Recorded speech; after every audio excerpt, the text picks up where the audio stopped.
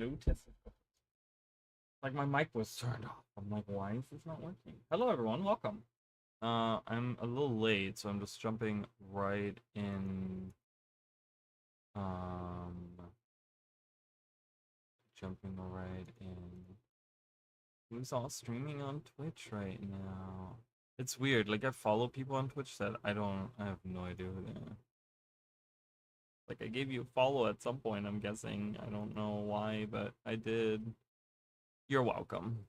Alright, let's turn monetization on before I forget it.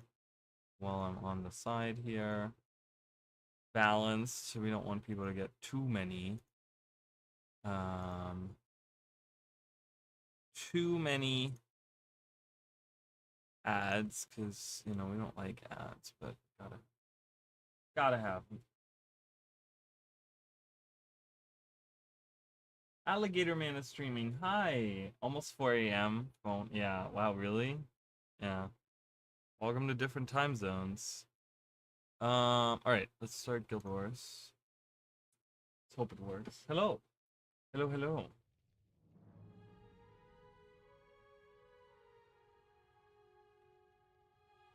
I had a really good time yesterday doing the dungeons and stuff. I did one more round of dungeons or one more dungeon run today. I might do another one before tomorrow because the event ends tomorrow, so probably at like noon or something is when it goes away.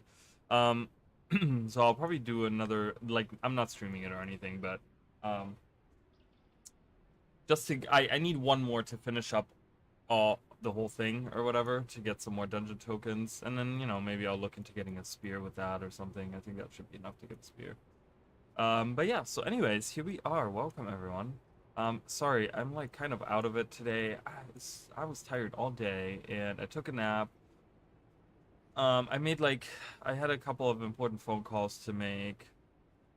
Got some bad news. I mean, nothing for you guys, but I got a little bit of bad news, but that's, you know, whatever, life. And nothing crazy. I mean, nothing bad, you know. I'll survive. Um, but yeah, so and I didn't get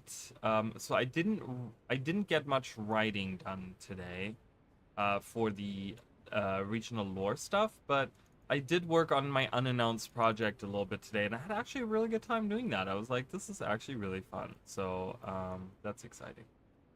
That is exciting. How much money do we have? Okay, so like I said, I'm gonna try to kind of. Oh, look, we have the same armor. I'm gonna kind of try to work off of this money that I have and not spend any more.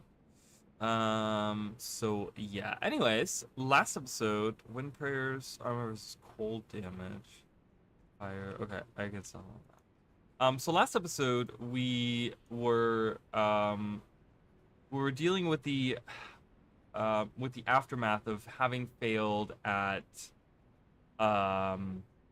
at Gandara, and uh, we ended up getting scattered across Korna. Some people were fleeing to Istan, and you know they're like the Sun Spears are like all over the place. So we were trying to figure out what to do next. So the first thing was to get a base of operations, which we did in the Sun Spear Sanctuary, the Sun's Refuge in Guild Wars 2. Um, and we did find that in the back of Ronjok's village after we kind of ventured out there. And then after that, we had to get Koss back. Our boy Koss was captured, and we had to get him back. So we did that, and yeah. And then so from this point on, we now have to figure out um, what it is exactly that um, we are gonna do. So Lonai pretty much told us that we need to be Sunspear General or a leader in order to get to do the next stuff. So we need a few more points because we're gonna be the figurehead of the Sun Spears here because we need some kind of chain of command, and we've been volunteered to pretty much become the leading head since Cormier is MIA. Don't be sad. Well, I mean, I don't know. I'm not sad, but you know, it's just when you get bad news when you were hoping for something good to happen, and then it's just like, you know, you get bad news. It's just like, yeah, this good thing that you're hoping for is not going to happen. It's like, Great.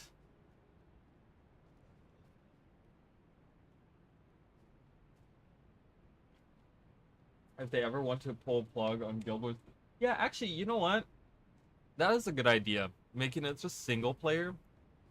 If they ever pull the plug on it, I think there should be like a petition if they ever get to the point where they like shut down or whatever, um, to really just like make ArenaNet make this a single player game or available to us. But I'm gonna guarantee you that even if they shut down Guild Wars 2, there's gonna be some person out there that's gonna start a private server.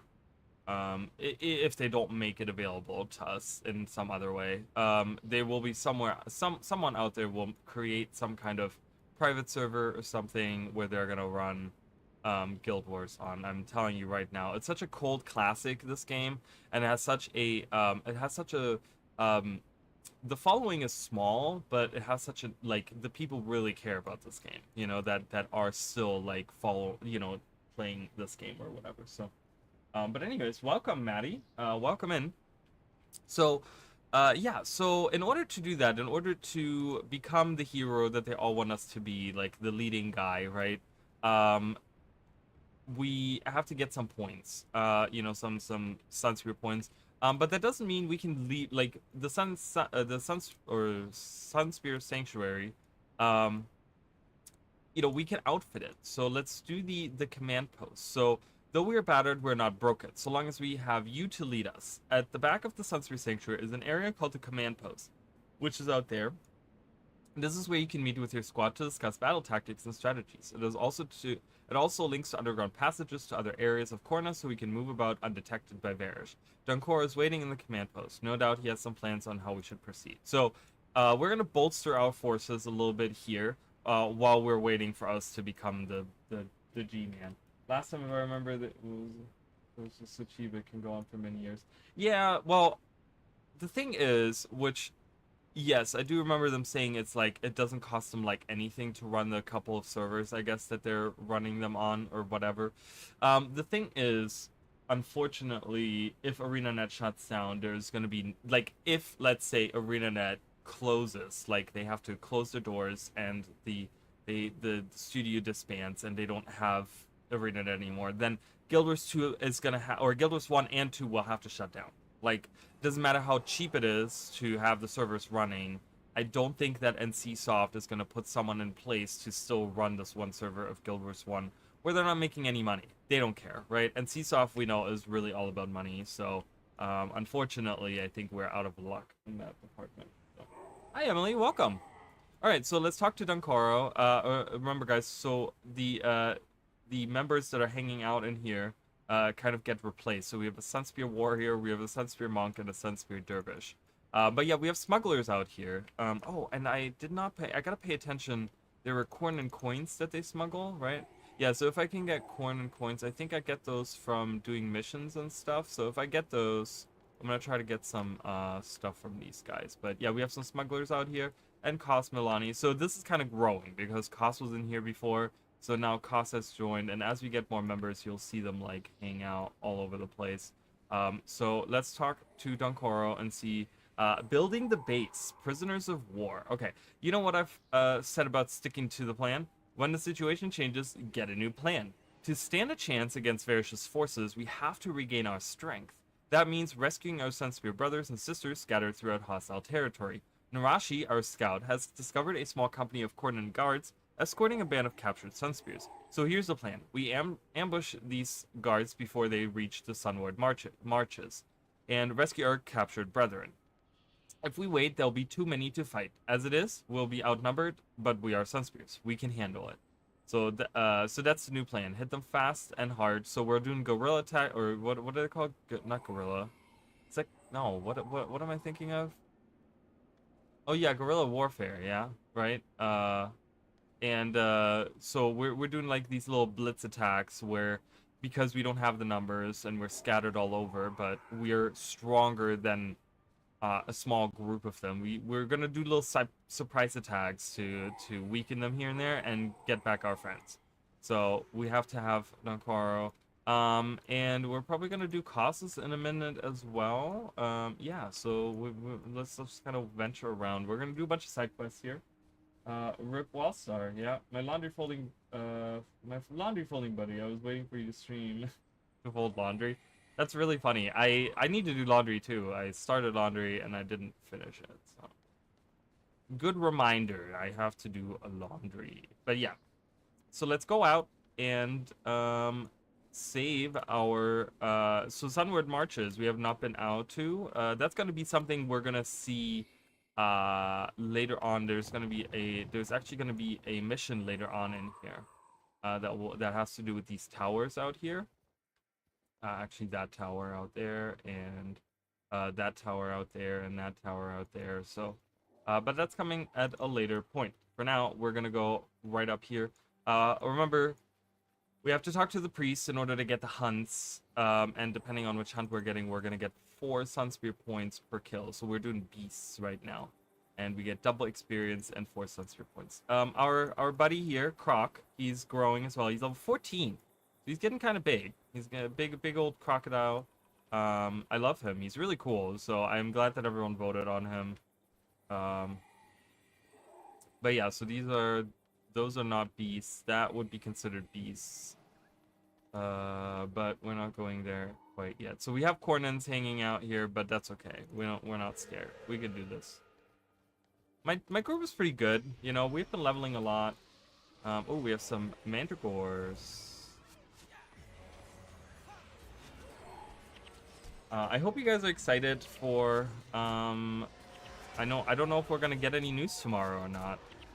Tomorrow is tomorrow the day they're doing the World versus World update, right? Isn't that going live tomorrow?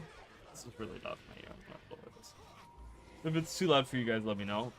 I have it fairly low. I think it's gonna be okay for you guys, but just in case.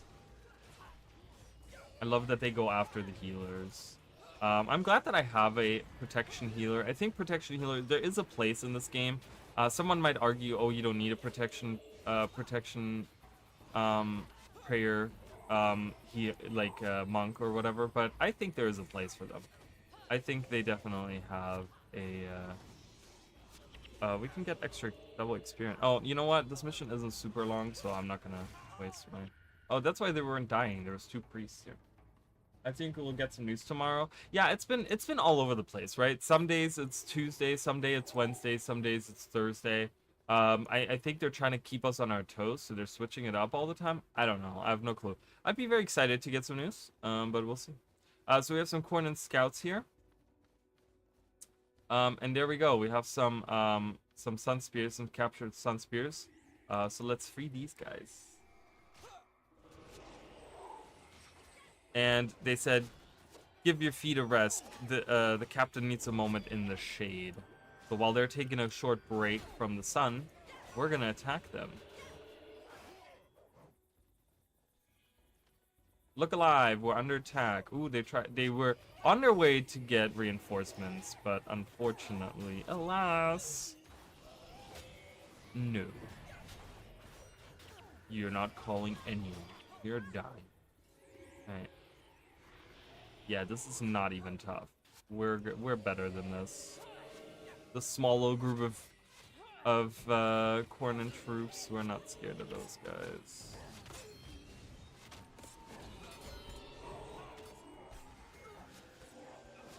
Acolyte Jin leveled up to 19. Perfect. We're almost at level 20 as well. So once we're finished with all of this, once we become Sunspear General, we are going to be level 20. And that's going to be really nice. It means as we go back to doing the main quests and stuff like that. So we rescued our friends here. We will probably see them again. All right. So we finished that. That was a really quick. Kano here. Kano here. Thank the gods. I thought my only means to freedom would be the chopping block. And Suwara says, we were on our way to the safe point when these Cornins found us. We'll meet you at the rendezvous point. And then Shasha says, let's get out of here before Cornins arrive. So we're all running pretty much, but I'm gonna teleport, so bye. Make it quicker. So this is a really quick mission. And we're actually gonna get 2,500 experience points for that, which is kind of crazy. So that was super easy mission there. Well done freeing those sun spears. You did especially well, Spearmaster Raleigh. Keep flexibility in mind the next time you assault a large group, and remember the value of patience too. Dokar always says a little patience goes a long way.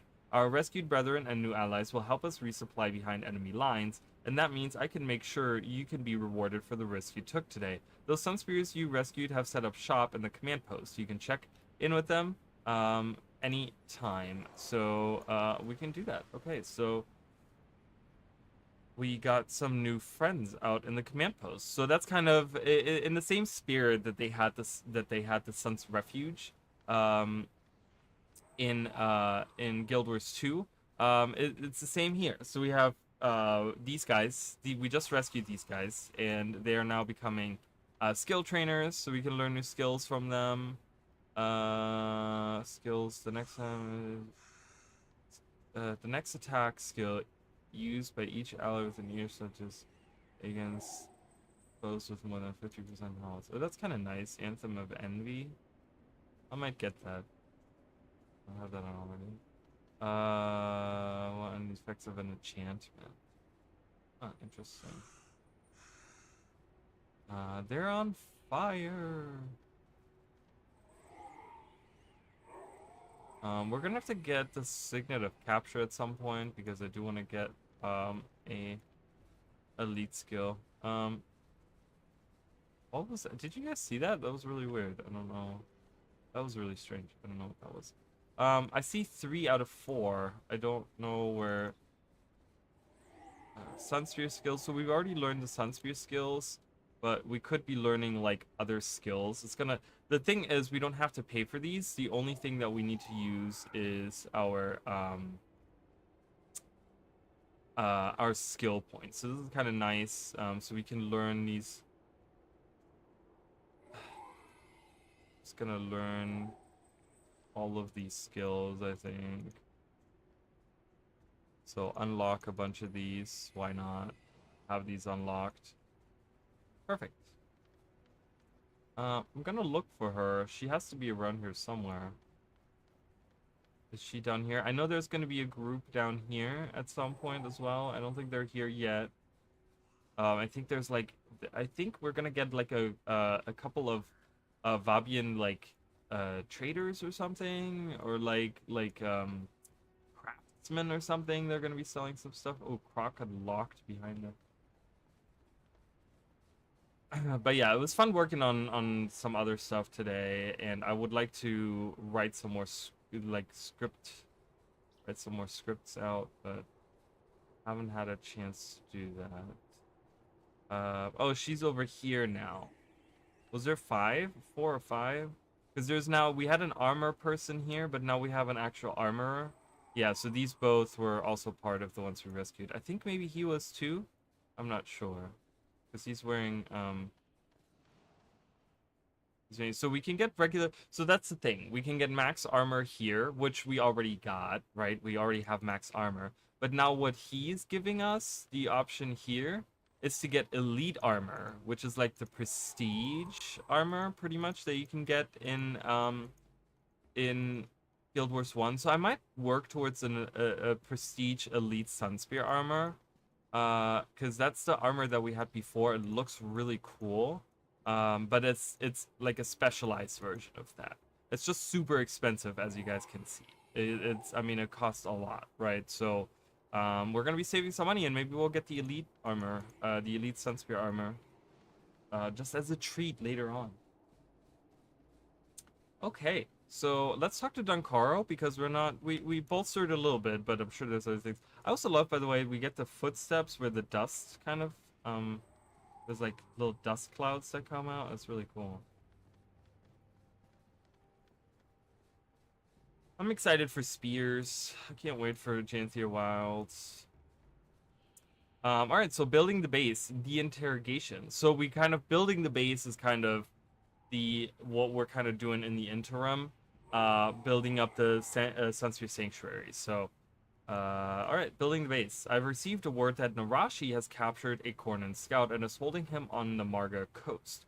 Right now, we must gather as much intelligence on our enemies as possible, what they know about us and what they know of our operations. I need you to interrogate Narashi's captured scout and learn what the Kornan army knows. Are you up for this? Sure. We're gonna also take the foolhardy father. Not everyone is happy with us being here. In fact, most fear reprisal from Varish and the Kornan military. Zudash Dejarin, who apparently who apparently knows Kaz, is currently in Yolan Haven and is blackmailing us now. Seems he owes some Corsairs quite a bit of gold. He wants us to pay his debt or he'll rat us out to the Kornans. Kaz means well, but some of the folks he associates with cause more problems than they're worth. What do you say when we get this over with and wipe Zudash fellows wipe the Zudash fellows debt clean? Okay, sure. So this, remember, if you guys remember, when we first got here, you know, we were defeated at Gandhara. We got to Yolan Haven, and one of our Sun Spears was like, "Hey, talk to Zudash Dejarin, because he is one of the people, like he's one of these merchants around here." But we heard that he had lost his estate, and we're like, "Okay, so." And he's like, "Don't bother me. I have my own things to worry about." And he was the one that sent us to Ranchak. So now apparently he wants to rat us out to the Kornans if we don't help him with his Corsair debt that he has. So, all right, a fool's luck. So great news. I bested Magunda, the rune trader, in a game of cards and won this debt collection ticket from him. He says it's worth 5 platinum. We must go to the barber's shore and find Ruthless Savad. He's the Corsair with the debt. I can't wait. This is sure my lucky day. Okay, so I think one of these guys out here or something, he won a game of cards against, and we have a side quest to go out there and pretty much collect the debt from this Corsair. But again, Corsairs are like pirates, and are they going to give up that money very easily? Probably not. So, and then he has Elixir of Strength, which is, so I was thinking that we could all use a boost in fighting Varish. I know an herbalist in Yolan Haven who makes a great Elixir of Strength. I could really use a jolt of that wonderful juice, and to tell the truth, so could you. What do you say we seek out Makala and get some? Okay, so Kaz has weird ideas on how to, like, I guess help us all out by getting a little bit of money here and there or whatever. So let's go to Yolan Haven because we have a couple of things to do there. Boo boo dee boo. We tend to get news every Thursday actually, so I'm sure on tomorrow. Well, that's the thing though, because last week we got info on they had the stream on Wednesday as well as doing the post on Wednesday. They did all the spear stuff on Thursdays, but then they had the housing article was released on a Tuesday. So it's been all over the place. It's been Tuesday, Wednesday, Thursday. I don't know. So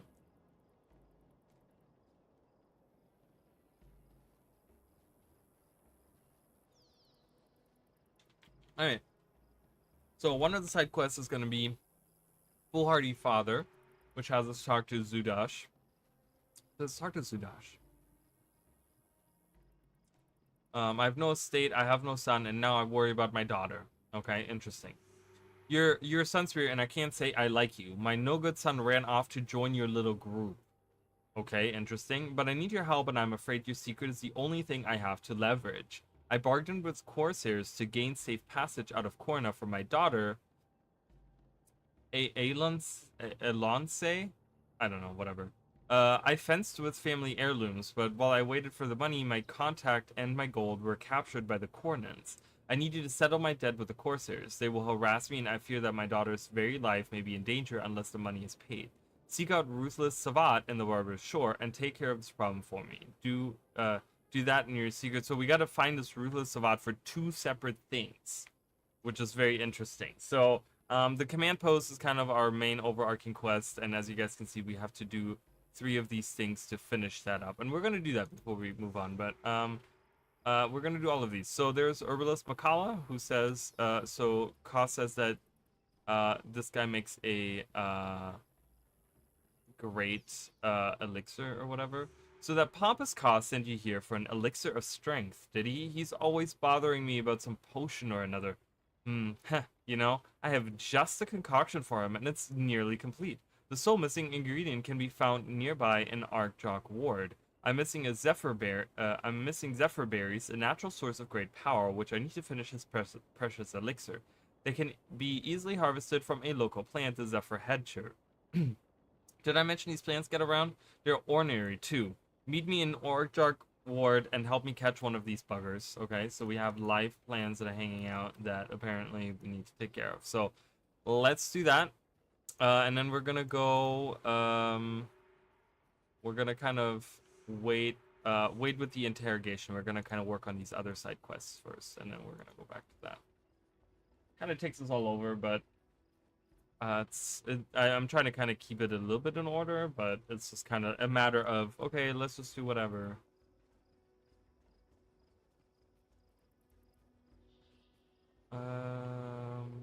Perfect.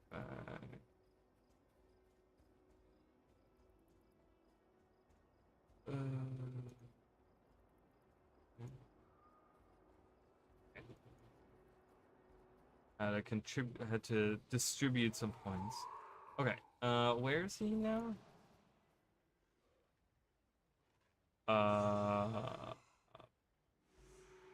Oh, is he with me already? Oh, he's right here. Jesus. We should get started as soon as possible. I'd hate to keep the mighty cost from his precious potions, lest his oversized muscles start shriveling like raisins. Lead the way whenever you're ready. Alright, so we have to go north and kill some plant that has berries on it for Koss. Well, Koss is our friend, and we like to help him out, and he says that it's going to help all of us, so why not? And it's going to help us because we're going to level, and we're going to get money for it, so...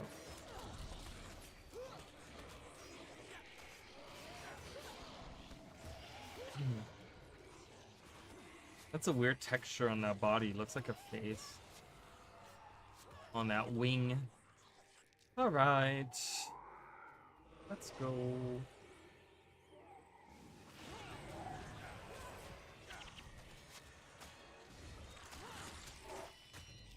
At least I'll be distracted by Deadpool and Wolverine. Going to see them 15 days in my life should be filled with conversation about that. Really? How long do you talk about one movie like that? You know what? I'm not a movie person. I'm not a movie goer. I go maybe at best, and this is at best, okay, once a year to the movies. I'm not a Wolverine fan. Never have been. I like superhero movies, but just Wolverine, I don't know. Never really did anything for me. Yeah, I don't know. So really, really nothing. Really nothing I can say. Nothing else about that. Just not a movie goer. What was the last movie that I saw in theaters? I want to say the last movie that I saw in theaters was Barbie. I want to say that was the last movie that I watched. Which wasn't bad, but it was just whatever.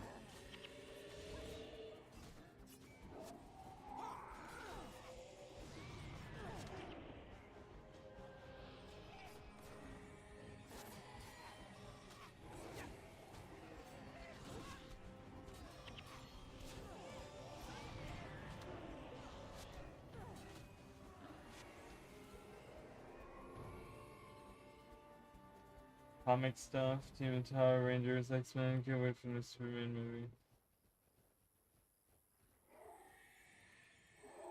Yeah, I don't know. I tend to watch them because I do like the action in some of them. Um, but I'm not one of those people that's like, oh my God, superhero movies like Marvel and like all this, like I gotta watch it. I'm really not like that at all. So I do watch most of them. I've watched like all of the MCU movies and I've watched even the shows. But I'm not like, I don't know, I'm not like a fan of it. Like, I don't know. I don't know. I'm kind of a fan, but I feel like a fan would be more dedicated and more like up to like up up to date with all the things happening. All right, so there's a Zephyr Hatcher here, who is Jacaranda. Excellent. There's a Zephyr Hatcher in plain sight. Slay it, and I'll harvest its berries. Oh, and quit your tittering.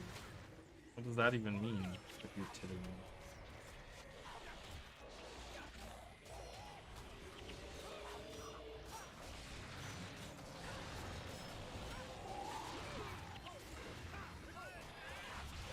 Elias died. Oh, that's not good.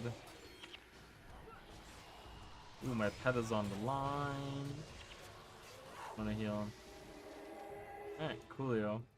Remember, we're still kind of under-leveled for this area. Alright, so we got the berries. Well, the potions are complete and just in time. I think I hear something heading this way. Quick, drink these and deal with it as fast as you can. Okay, drink what? You didn't give me. Okay. Alright, I have this tiny frog coming my way. Charge! With the power of the elixir, this will be a short fight. Well, this is a tiny little frog man. The elixir should kick in any second now, Pa says. Wait for it. It's a tiny little frog that approached us and we killed it. I think I feel something in my gut. Anyone else feeling the power? Anyone?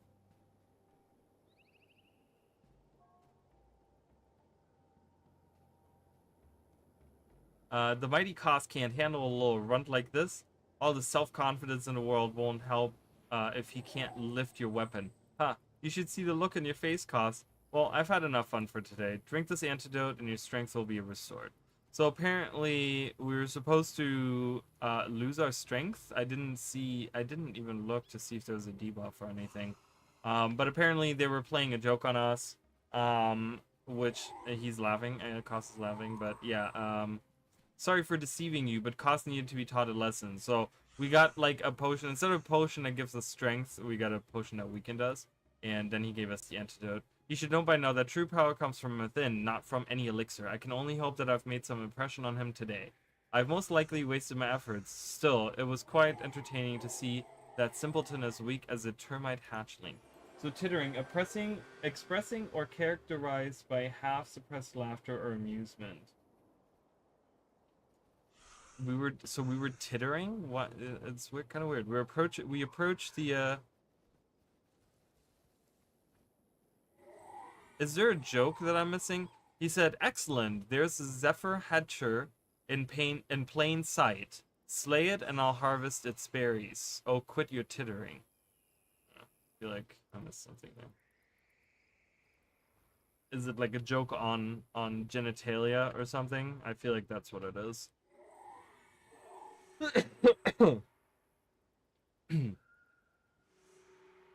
Alright, so this is really interesting. So we're going to the Barbarous Coast to collect on a debt that a Corsair had with Magunde.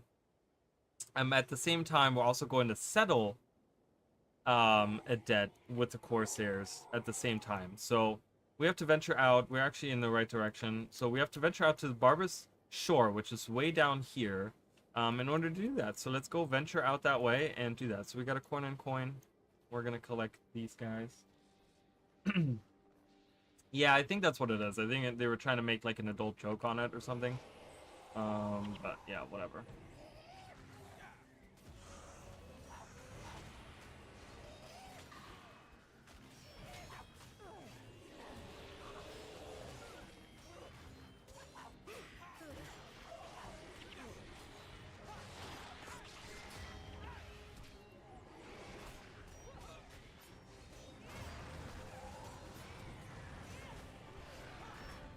Alright, come on, kill them all. We have a lot of defensive stuff in this group, which might change at a later point. I might change that at some point, I don't know yet, but the thing is just right now, while we are under leveled and while everything, as you guys can see, they're all level 22 and level 23 and stuff, and while we don't have like full armor and so on and so forth, I'm gonna kind of keep it defensive like that. Let me see. I didn't give him anything. I might even I might even take Elias and make a minion mancer out of him. I think that'd be super fun. So I think I'm gonna do that once we're level 20. Since we do have Talcora and Donkoro, and I do have some defensive abilities on my thing as on my bar as well, and I will probably have even more of that later on. Oh my god, there's so many enemies! Holy crap! So I think it'll be fine. I think it'll be okay once we do that.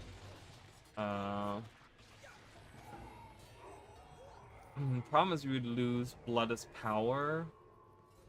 So I might leave Blood's power on there and just use other things. Yeah, I might have to like look into exactly what I'm gonna do. I don't know yet. Most movies, especially if it's something I look forward to or something I'm a fan of, always watch YouTube content or reviews and listen in the future series.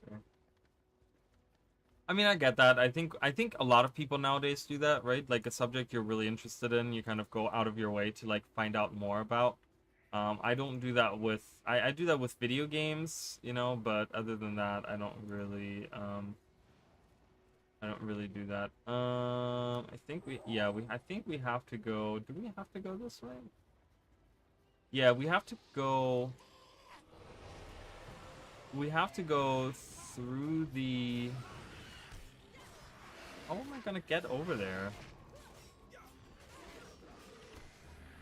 I need to get through the thing.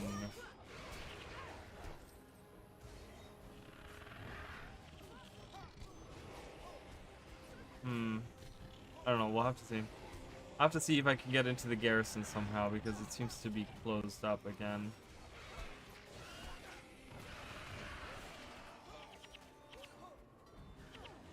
Yeah, I mean, I do that too, you know.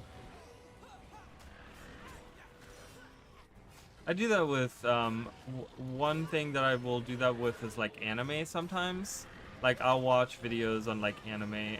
One thing that I've always, and it's not something that I've actively that I actively watch, or play or do whatever with, like play the card game or anything, but is Digimon. I don't know why. I love watching videos about Digimon. It's so interesting. There's some really good like Digimon YouTubers out there that come up with like really interesting video like premises for videos and stuff. And I've always been a fan of the series. I've watched most of the shows. I've played most of the games. So yeah, that is one that I will watch videos on.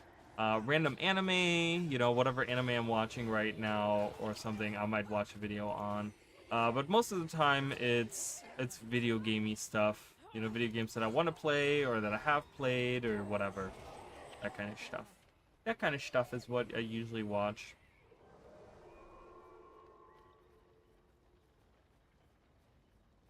But then it's always like, I will sit down and I'll watch a video and I'll be like, well, rather than watching a video, I should be making a video. And then I like will stop watching videos just because I'm like, well, if I'm not going to be working on a video, like, I don't know, I punish myself. It's weird. You know what? I'm a strange person, what can I say? But I do that. Where I'm like, well, you know what? I didn't work on a video. I don't get to watch other people's videos. It's like, what? Why? Am I doing this? Oh, the door is open. We were just far away from it. So we can go through. We're gonna march straight through again. Are people leveling? Question mark. I guess they are, but all their points are like all over the place right now, so.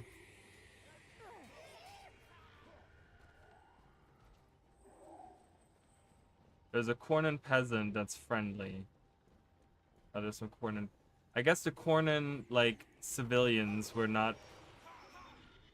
we're okay with, I guess.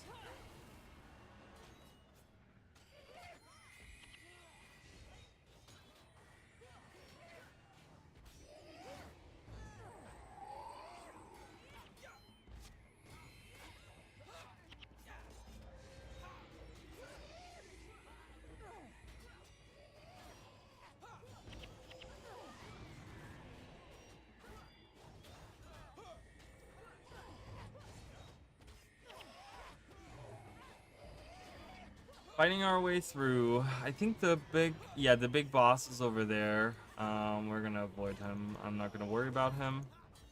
I don't care. We're just gonna keep moving. I love that the chest is right in the doorway. They do spawn sometimes in the most random of areas.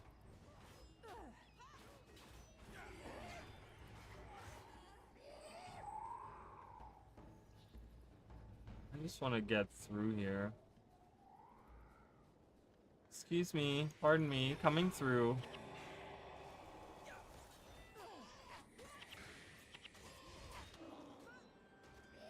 Ooh, someone leveled up. Alright, everyone is level 19 now, except for Croc. Croc obviously takes forever. Forever. Can't wait for everyone to be level 20. Because then I can because we're gonna get more heroes, and the thing is we're not gonna be able to have every hero in our group. And I always hated like rushing through Nightfall. You end up having all the early ones that are not automatically level 20 be under leveled because they, you know, it's like you have to like level them up, or you add like other people in the group. Like cost is not something that a lot of people will use. Like that's not a person a lot of people will use in their group setup. And that way he doesn't get, you know, he doesn't get a lot of attention, so he's like always under leveled in all my group settings and stuff while using a preparation. Yeah, no, that's so it's kind of nice having all of these guys level up, because every other hero that we're gonna get from this point on is gonna be level 20. And that means that, yeah, I don't know, it just works out well for us. Alright, so we're gonna go to the Pogon Passage.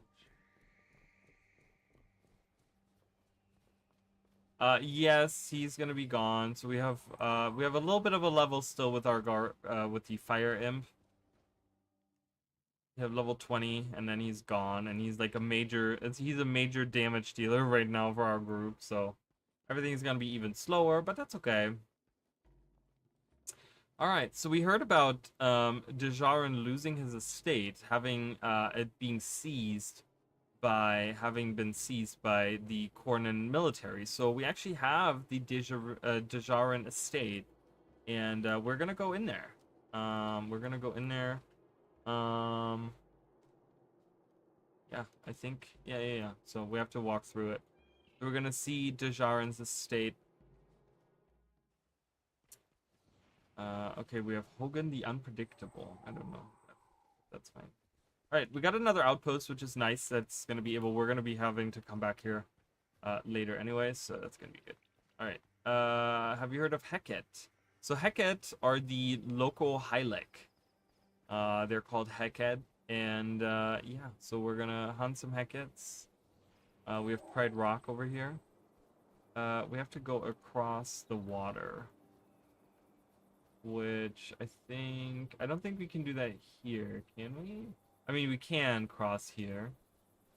Oh, there's some Hekets. Elder Crocodile. There's a little 15 crocodile. Oh boy.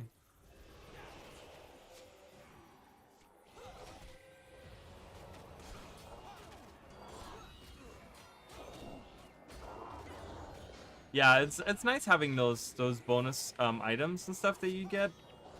They are helpful. I mean, even if they just, you know, even if you just equip it on a character, just even if it doesn't fit, just to get some energy on them, so that you can just like use some of the more expensive spells early on, you know, just because you have extra. Like specifically, the one that's really nice is the one that he has, Soul Shrieker, which gives 15 energy. I mean, just popping that on any profession is like already super nice. I don't know if we can get... I need to get over there.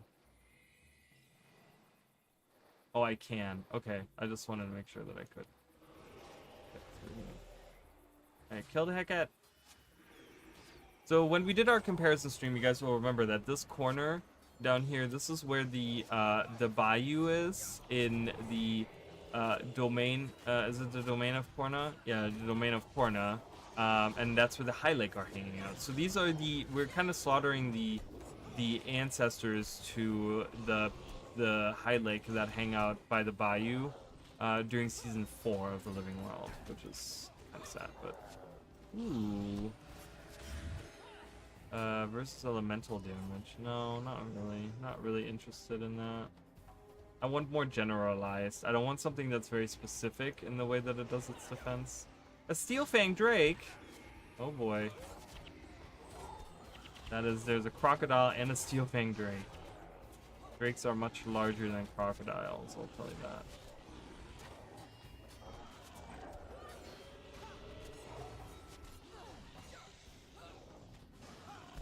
I don't even know what the healers are of these guys.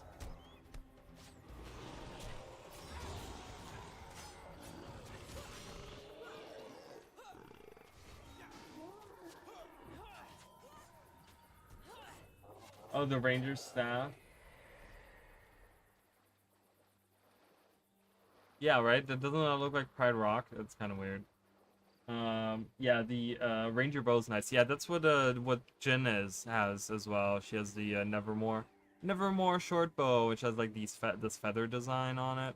But yeah, it's nice with the poison, and I think she's equipped with that, right? I think she has poison arrow, so it uh kind of synergizes. I made a build to synergize. Okay, so here you guys will kind of see what's going on. So there's a Lance Dejarin and a bunch of Corsair people, but we don't have to come here yet. We heard about how they're going to be harassing his daughter or something, and her very life might be in danger. So that's where they're hanging out. But we can't talk to them yet. We have to go settle the debt.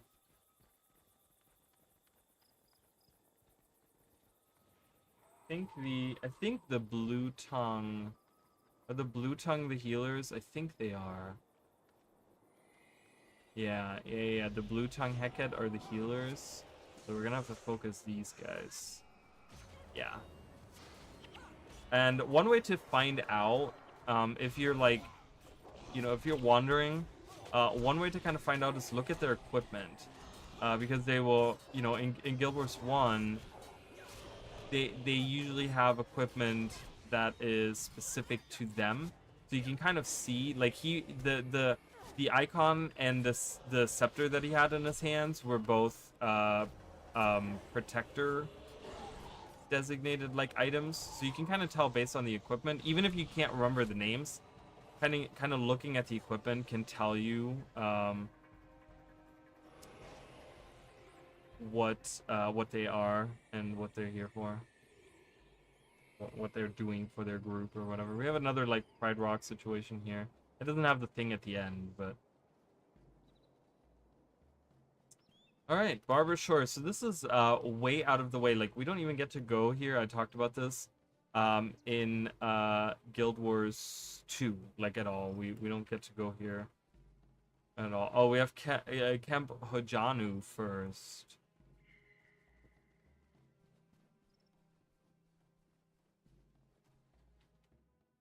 Camp Hojanu.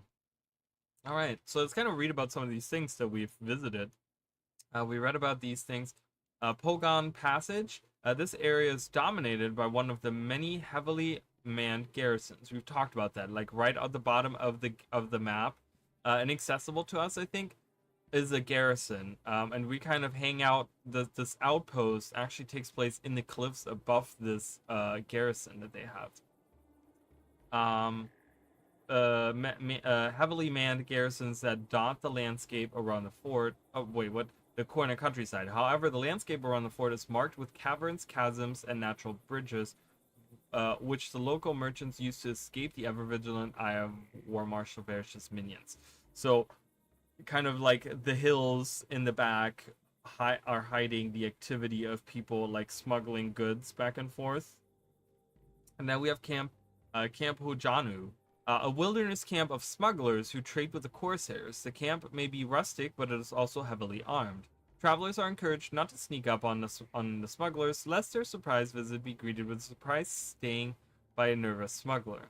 slaying with a surprise slaying, not staying by a nervous smuggler. Alright, so here we are, Hojanu camp. Nothing grand, just some people hanging out here doing their thing.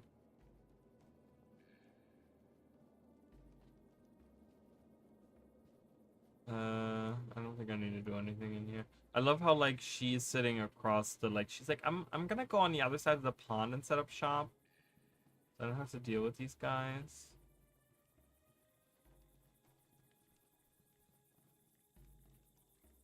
This is why I don't like runes in Guild Wars 2. I miss all the unique armor pieces, armor sets coinciding with your build, and runes etchings, just amplifying your build more. So just... Well, I don't. Yeah, I mean they're not necessarily like the thing is the one unique thing that runes had in Guild Wars 2 was the usually the sixth bonus, right? Some of them have some interesting things in there where like on the second and third and like there's like if you do the runes of the crate or something, if you're doing like a bleed build, like that's really good. So it kind of work like some of them work with the build that you're using, and some of them you're just kind of like you said, kind of using for stats. Like scholar runes, for example. Like scholar runes are just damage, and there's nothing else with it. It's just the damage, like increased damage. So it's kind of wasted. I would love for ArenaNet, and that's something that I've said many times now, because many people have been saying like, oh, we didn't get any End of Dragons rune sets. What about like my Mechanist rune set and like all these things. But the thing is like, I don't I don't want ArenaNet to do that. I honestly think that there's so many rune sets in the game right now that are so useless. Like they have no purpose. There's so many of them that don't have a purpose. I really want them to go in and come up with some really interesting bonuses that you can get on like the second, the fourth, and the sixth or something, where they give you like bonuses on there and kind of go through and change all of them to have a bonus, to have something that's a bonus on 2, 4, and 6. Nothing like relics still have their own place, right? But like I want kind of the the rune sets to be more than just random useless crap. I want more of the like crate stuff where it has this going on, right? Or like where like I don't know, something that strengthens like we have a bunch of traits on, for example, a bunch of the professions have a trait, for example, that increases might, for example, right? Where like where it says like, oh, might increases your power damage more, but not your condition damage as much. Like, why not have an armor set that has maybe do the same thing for like your might now gives more condition damage, on each set, like so 5, 10, 15 or something like that, or I mean that would be a lot, but something along those lines. I don't know, like 5, 7, 8 or something. I don't know, whatever, random numbers, but something that increases your condition damage, or when you have might or something, like interacting systems, right? I always talk about this. It's like you have all these different systems set up, but none of them really interact with each other. They're all like these separate pieces that have nothing to do with each other. I really love having a build where I'm like, ooh, I'm gonna build on this and this and this, and then like picking out a rune set that's like, oh, and then I can like take this and this and this. Like I always talk about how like I wish regeneration was a good boon. Like regeneration really doesn't do much, because the thing is regeneration like it heals you slowly, right? Like it has like a ticking healing or whatever, but it doesn't heal for that much. And the ticking like every second, it's not like even if you have a ton of healing power, it doesn't ever heal for that much. So the Revenant has a trait that increases the power of healing by of regeneration by 20%, and there's also a relic that increases the power of regeneration. I wish that there was some kind of like rune set that it adds to this as well, like a healing rune set that maybe has like the 6 bonus, like I don't know. I know bringing back like 6 bonuses is kind of weird. Would be kind of weird because we got rid of 6 bonuses in order to have relics or whatever. I still think there is a place for 6 bonuses if they can if they can specify them around like. I think they should have runes be specific about conditions and boons. Like kind of have armors be, for your stats and your defense, and then have relics be interacting with like elite skills and like doing all these things that they do now, like have different like cool interactions, blah blah blah, whatever. And I want rune sets to be interacting specifically with boons and conditions, where they like either strengthen a condition that I'm applying, or strengthen a boon that I'm applying, and just have these rune sets kind of be based off of that or something. I don't know. Like, wouldn't it be kind of cool to have, I talked about like doing a poison build and stuff, to have like a rune set that actually, I know we have some rune sets, I think, that increase, um, like poison damage and stuff.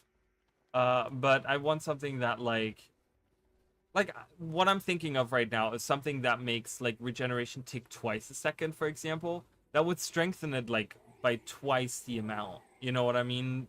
And actually make it worthwhile. Like right now, I really don't think there's a place for regeneration, um, because there's so many like if you're trying to heal, you're just gonna pump out like actual healing, and regeneration is kind of like not really that important. I would like to see regeneration actually be an important boon in the game.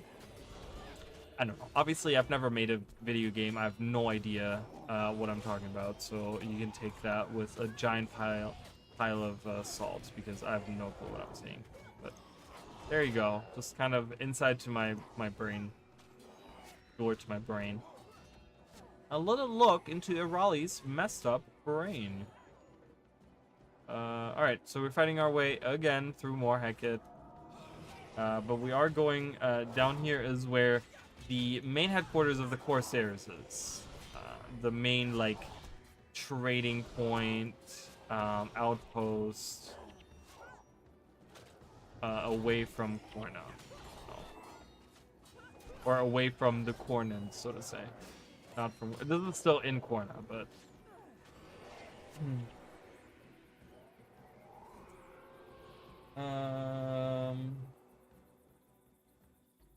I just miss unique interactions. Most relics don't do that at the moment. They need to improve it on it more. When it comes to skill balance, we need more skill flips.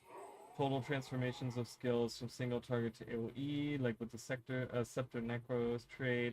I like the fire trade for Ellie, that when you get a certain stacks of might, you remove that might and you explode with burn. I'd love more things like that on relics, and then have sigils interact with the relic effects. I just think a lot of the I think a lot of sigils need some rework. I think a lot of like that's the thing. That's why I didn't mind the addition of relics, but the problem is ArenaNet already has such a terrible track record of actually updating a bunch of these equipments that we've had in the game for a long time, that are now completely useless, and people are still calling for new rune sets to be added when we have dozens of rune sets that are like useless pretty much, that are barely ever used, or that are used for maybe like one specific like encounter in a raid or something, where it's like, oh, I need to have this weapon, this armor set equipped with this rune because because that's what I need for this fight or whatever. So I think there needs to be like a huge overhaul on all of these things, and I think it's like the addition of relics is great because you have more flexibility of what you can do, right? With builds and stuff, you can have like there's more pieces to kind of fit certain things together to make a build.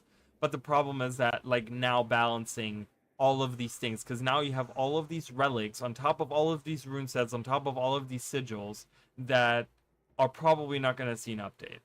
Like, if they're going to see maybe an update here or there, and we all know how ArenaNet is. ArenaNet is going to be looking at balancing the ones that everyone uses all the time. So it's going to be the armor sets that people use all the time, or not, I'm sorry, the rune sets and the relics and the sigils that people use all the time. they update those. The ones that are not being used all the time, they don't have any data on it, so because no one uses them, so they just kind of leave them behind. It's kind of silly, but it is what it is. So I mean, there's not much we can do about that. So, all right, here we are. There's a little I feel like that's like a little tower to watch out for approaching enemy forces, because these guys are hiding like way down in here, I think I want to say, or somewhere. Where are they in again? Or they're down here? I think they're down here. All right, we have some Corsairs to defeat, and then we're gonna go down there. And there's a big gathering of Corsair people. Corsair.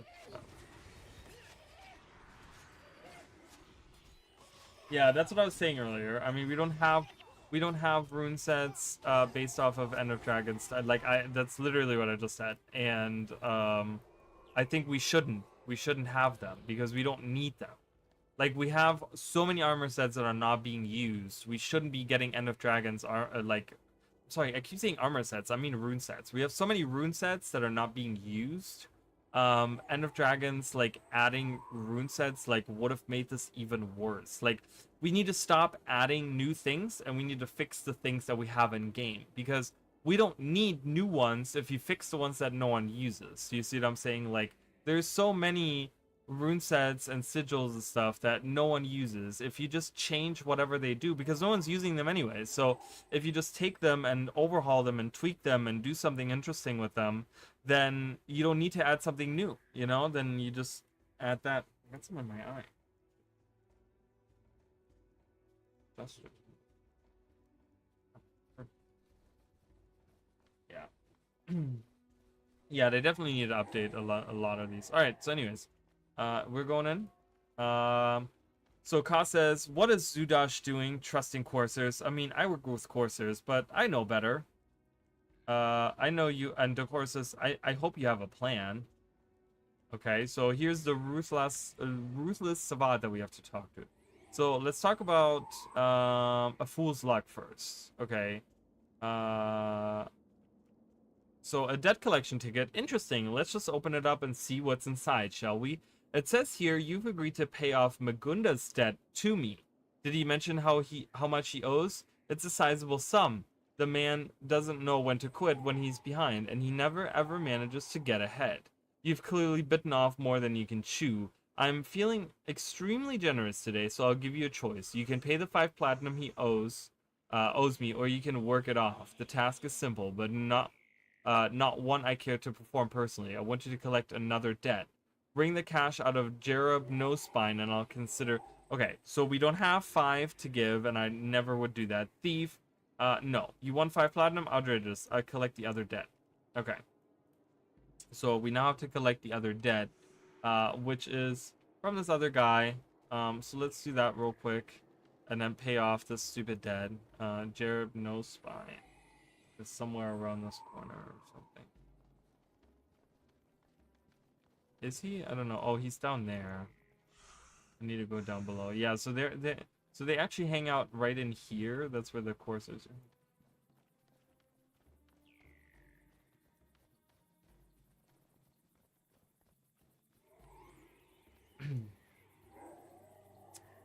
And that's another thing, right? Like, we talk about like a return to Tyria, right? Like it return to Tyria expansion. That's another thing they can tackle. I mean, they don't have to tackle every single rune set, but they can take like 5 rune sets or something and update those and make something new out of those. You know, have something, or maybe just take 4 of them. And every release, do the initial release, do the first post release, the second post release, and the third post release. You know, the releases, take those, and each time release one or update one of the older rune sets or something, right? Like, there's so much precedence for this expansion that we all have been talking about, where they go back and kind of fix a lot of things. I mean, there really is precedence for a lot of these things. Also, we're gonna bring back the old way we learn skills with weapons.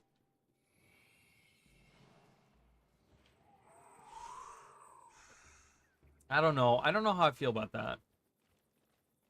I don't know how I feel about the whole um I don't know. I feel like I have no opinion on that particular subject. All right, so we got to collect a debt from this guy. Savat sent you. Is he here? Look, I told him I need more time. I'll get the money, I swear. It's just a matter of... Please don't hurt me. I know the location of a rich old Corsair's loot, but it's protected by a beast he's tamed.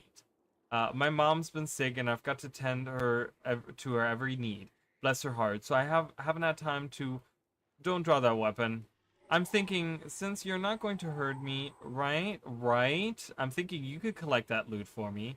Here, I'll mark the spot on the map. Alright, apparently we're going on a wild goose chase, but let's go do that. This is really cool. I really love this. So this is like the Corsair outpost, which is like hidden in this like, you know, it's this like city inside of this little village inside of the rocks. So it has like protection from, you know, from the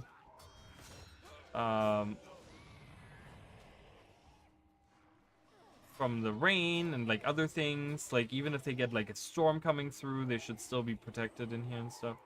Kind of cool. I like that. It's very hidden. It's not very obvious. I really, really love this. I would love to see this in like, I don't know, in Guild Wars 2 or something. Like something like that. So there's the chest, but we have to fight our way through. Or is this a different chest? This might be a different chest. Yeah, this is a different chest. Hello! We're gonna fight all of you guys now. That's okay.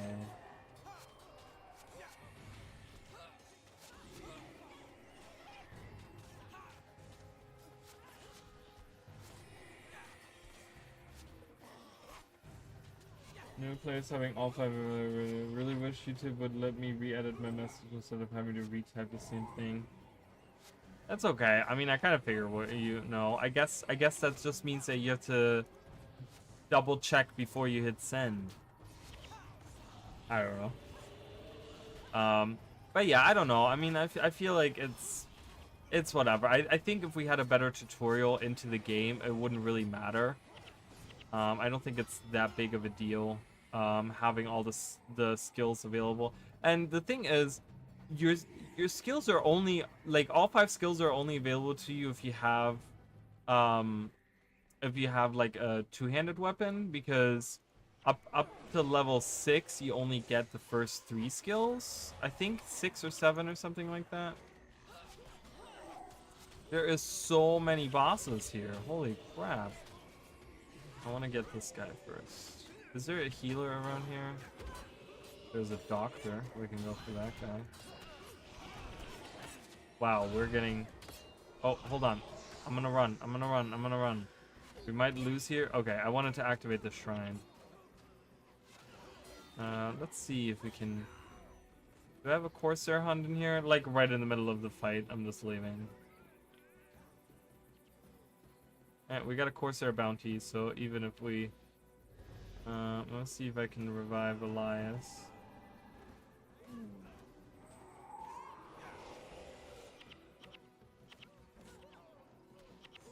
Oh, I don't have a pet. I'm like, why is this not working? Okay, we're dying. That's okay. Let's just die real quick. We're right here, so... Fighting so many bosses.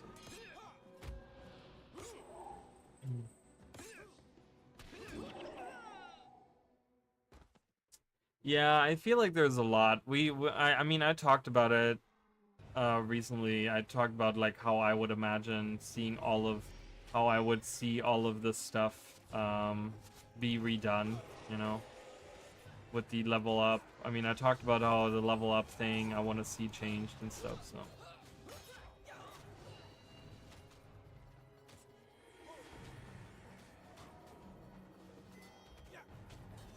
What do you think is the dumbest addition? The CC bar? Oh my god, why? We're fighting randos now that are just like appearing right next to the...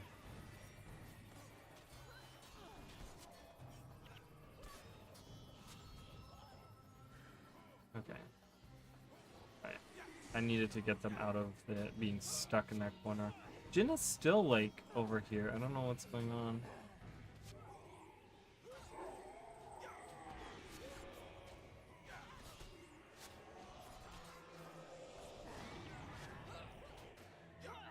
Yeah, see, if we pick them off one by one, we do just fine. But when it's like a big army, oh my good lord, we're never. There's so many. Why is there so many enemies around here? Holy crap!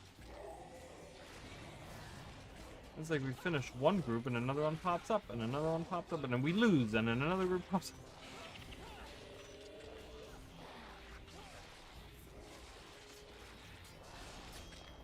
Yeah, that is dumb. Yeah, I agree. I mean, there's a lot of stuff. Like I said, I've talked about it so much now, how I would change all of that. But yeah, I agree. I already talked to that guy.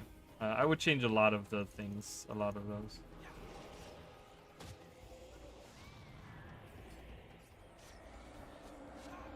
Like there is a way to teach the player as they go to level 80.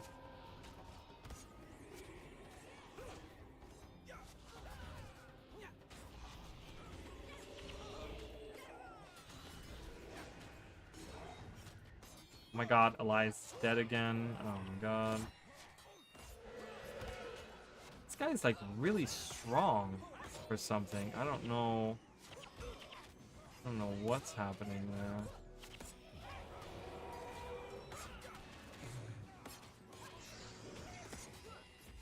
Yeah, this guy is like a beast. Holy crap. He's destroying us. Can I kill him? Can we kill him, please?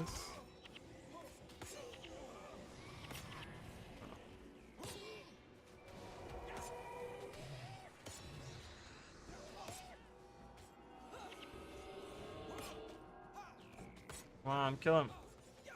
Kill him. Oh, okay, at least we got the boss, even if I die now.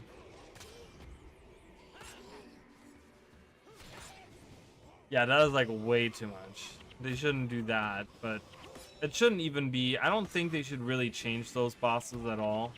I think they should leave those alone. But I think that there is, you know, like I said, I've talked about it. You guys can go back and watch all the. I don't know what stream it was. It was like 2 weeks ago or something. I had like a long discussion about all of that. I was doing Guild Wars 1. We're doing something Guild Wars 1-ish. Can't believe we're all living. Okay, we're all alive. So I'm gonna revive Don Coro. Alright, so we're getting a group back up. Gonna get my pet back. Yeah, slowly getting our group back here. We didn't lose. Look at that, everyone's back alive. Except for my imp. My imp is still dead. Yeah, they're all just much higher levels, so it just kind of sucks. And then when you fight so many bosses all at once, it's... Everyone attack!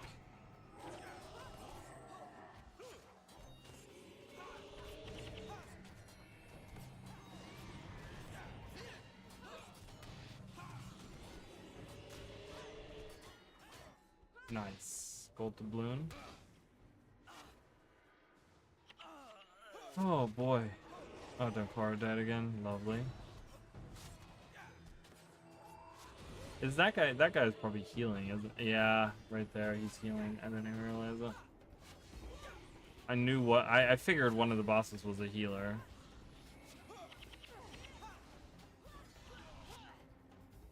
All right. Oh my goodness. That was annoying. I didn't. Weirdly enough, I didn't lose any. Wow, negative 57, and that's my main healer. Great. Awesome. Alright, where's this chest that I saw earlier? Right there, let's get it.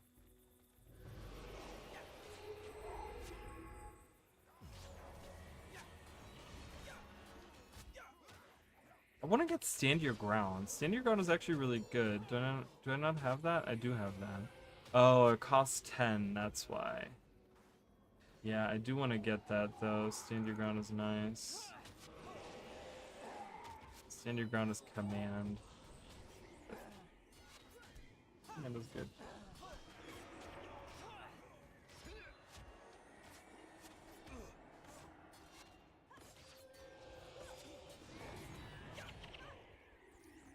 I mean, the where you hide behind the wall.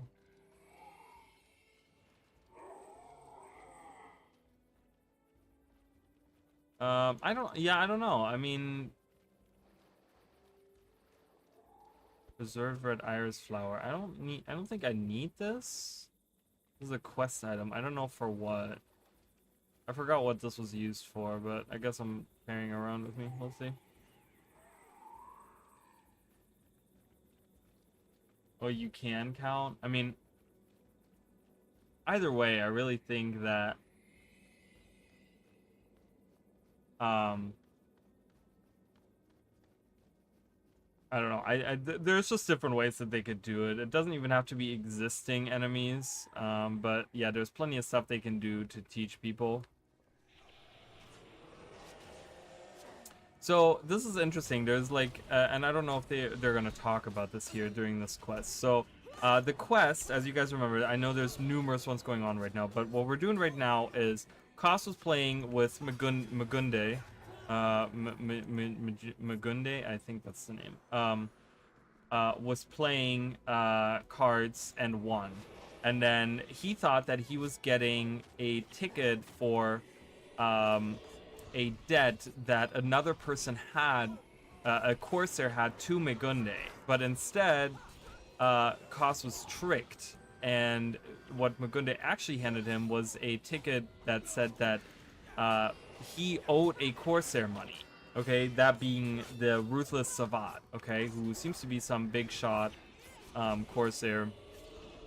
And so we're like, crap, okay, we can't pay it off. So then we go to another Corsair, Jereb No Spine, who says that, you know, he comes up with all these excuses. Oh, I don't have the money, I gotta take care of my mom, blah, blah, blah, all these things. And he says, I know of a treasure like an unclaimed Corsair treasure. All you have to do is defeat a beast, and then you can have this Corsair treasure.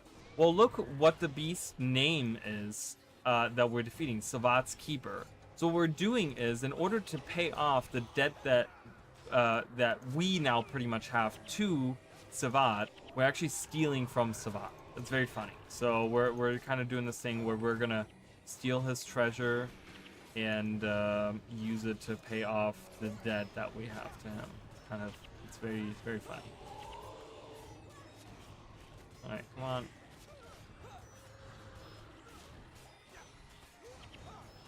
Oh my god, I hate this so much.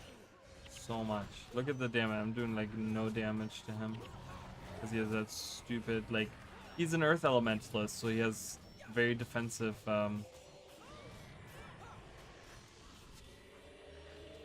Alright, tarnished platinum points. We collect those. I love how it's like the icon for it is like 5 discs, as it looks like 5 CDs.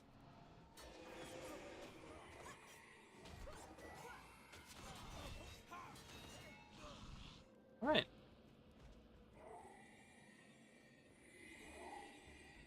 So let's go and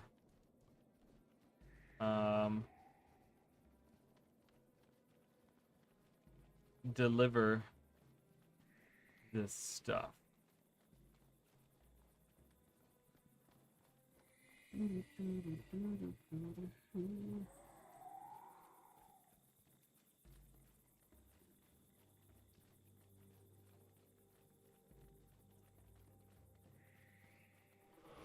can run.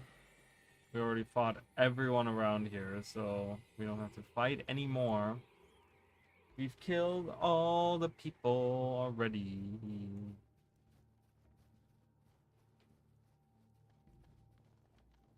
Alright, so we don't have to talk to Jereb. I mean, I don't know. I don't know if his dialogue changes. I doubt it does.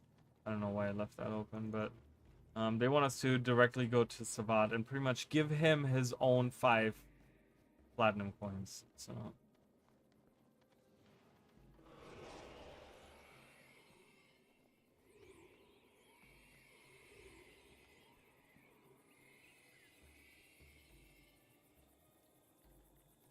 very funny.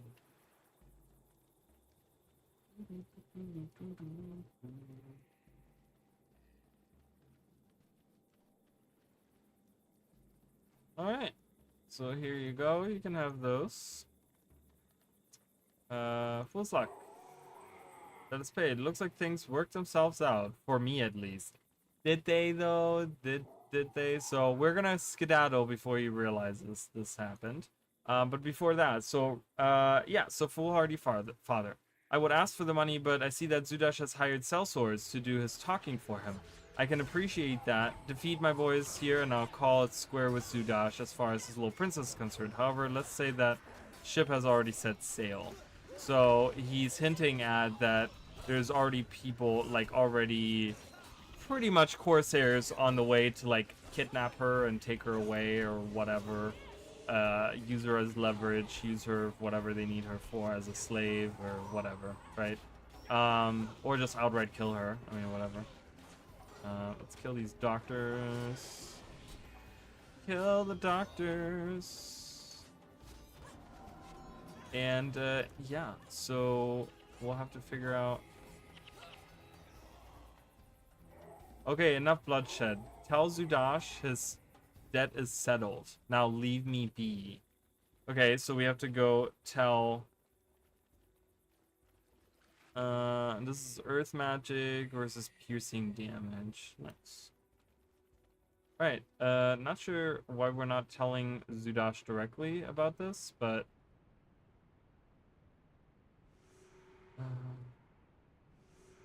Fool's luck. Excellent work there, my friend. That was quite an embarrassing situation, but I knew I could count on you. Alright, we did that. Oh, we're level 20! Yay! How exciting. I need 9. This is kind of...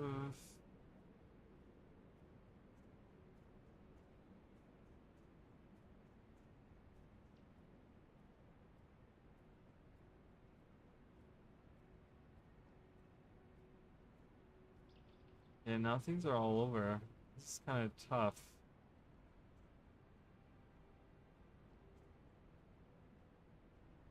Yeah, trying to get like 4 separate things. It's kind of hard to do.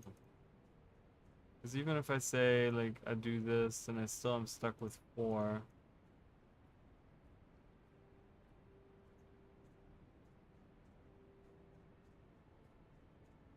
It's the same setup there. Yeah, I don't know, whatever. I guess we'll have 6 points that are doing absolutely nothing for us, but that's okay.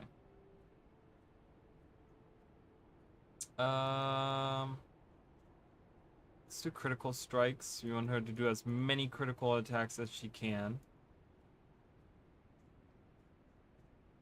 Strength is good. He needed 6 tactics, so he's okay. Yeah, so we're doing okay. Alright, anyways. Let's put in random points into random things here. I have noticed with the power creep that if I start a new character and I use a new weapon, like let's say him for ranger, you kill go so fast. Oh yeah, it's the power creep has been really, and that's the thing. There's been like such a, you know, the thing is, if the game was only like 2-3 years old, the power creep wouldn't be as bad, right? Because even like 5 years old, you know, because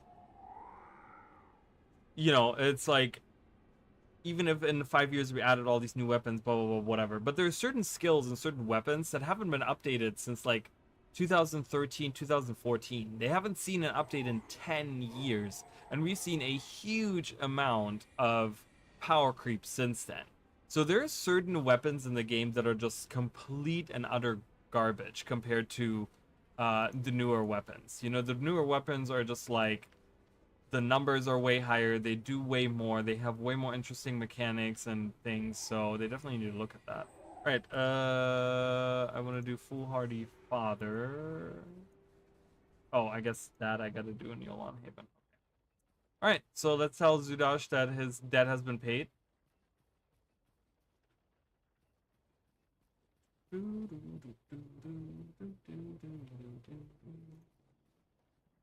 All right, you settled dead with Savat. Good. I'm sorry I had to hold that over your head, but you must understand I will do anything for my daughter. She's all I have left. I only pray she's saved now that I see how untrustworthy and brutal those corsairs are. Okay. So he says, "Well, Sunspirit, I must say my disdain for you is somewhat tempered by the opportunity you have presented to return to me that which was, shall we say, appropriated by the current ruler of Korna. The chaos you brought to this region has averted Varish's eyes from me for the moment, and now is the time to seize my lost estate. If you help me, I will not compromise your whereabouts. Talk to my man Kahan in Pogan Passage. He says he has been my contact since my lands were taken from me." Okay, so we have that going on. I don't know if there's anything new with costs or anything. I want to do a bunch of these side quests before we move on. Kind of level up. It's really time that we get everyone to level 20 and just get to level 2, level scroll. Yeah, yeah, it's pretty extreme. Okay, no one has an extra skill. All right. So what are we doing now? Okay, so now we get also the Dejarin estate. So we have not just the command post, but also the Dejarin estate that we gotta do. And I'm gonna do. So this is actually kind of ties into the main story a little bit. So let's work a little bit on that, and then we're gonna go back to working on the command post. So um, we're gonna have to help him out with estate planning, tendering an offer, the young lady vanishes, and family ties. Okay, which Pogon Passage, I think he said was his contact, right? Which is which guy? I don't think he's marked. Is he? Where is he? What was the name? Kahan.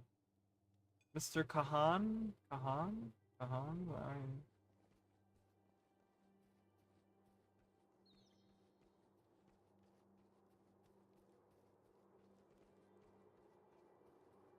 Kahan. Mr. Kahan. Wait, is this not Pogon Passage, right? Yeah.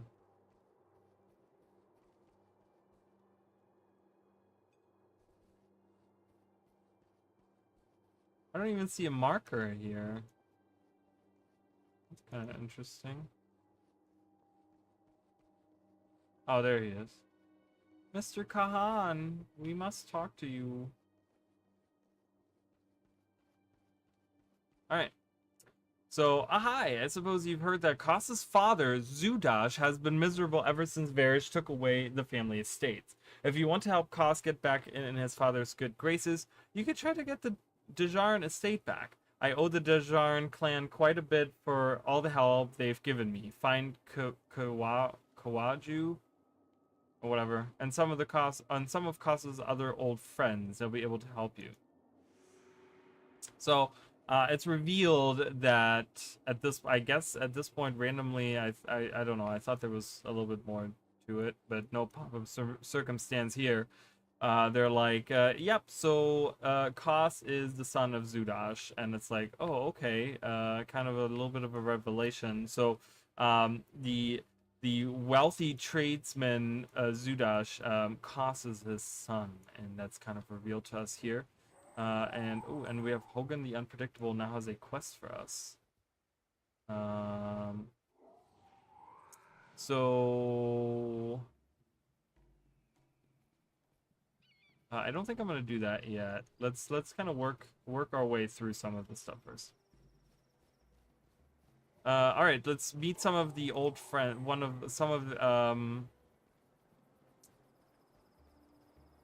They'll be able to help. So we're trying to get back into Dejarin's Sudash's good graces, but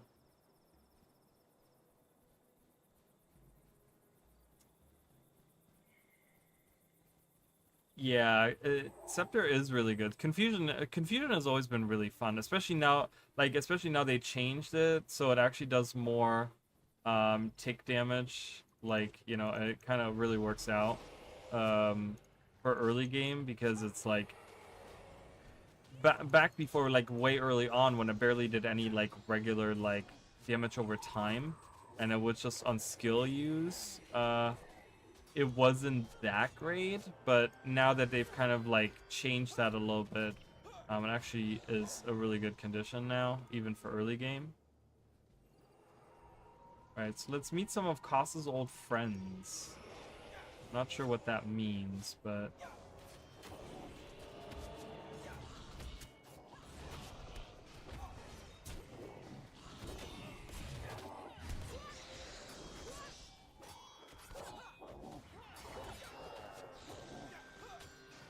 ooh, Takura's level 20. Everyone's gonna be slowly getting to level 20 now, just so you guys know.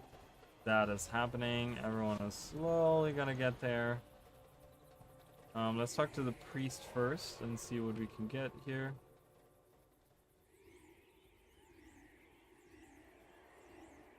Alright, and let's talk to the friends and let's help. Okay. So there's this guy.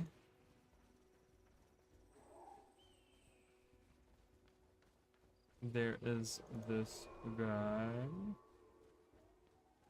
Katsu and I grew up together. That guy bailed me out. That guy bailed me out of more than one, how should I put it, compromising situations. Despite everything that's happened to him, I still consider him a good friend. Koss wants to reclaim the family estate, eh? I admit I do owe him a favor or three. Things have only gotten worse since the days when his family called it home. Cornins swarmed the area. It's now dangerous. Oh god, there's Cornins everywhere. I couldn't even finish reading that.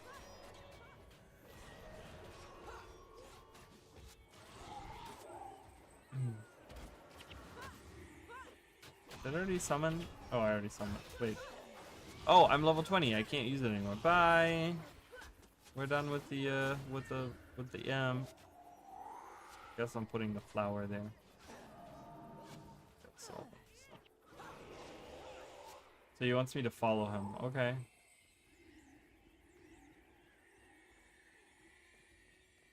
This bush looks really blue. The lighting on this map is really cool. I love it.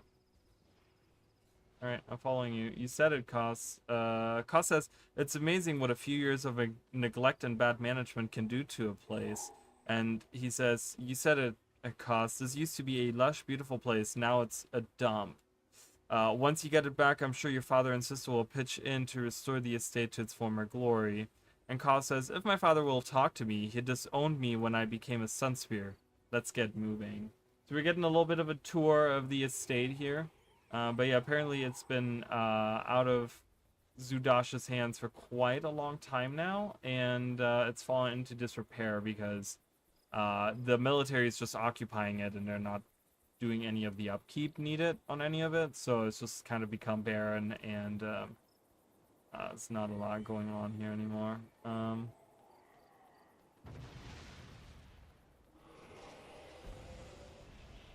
I'll talk to the wandering priest, see what he says. Yes, corn and bounty. Perfect. That's what I was hoping on. Get some more. We're almost a general, guys. We're almost a Sunspear general.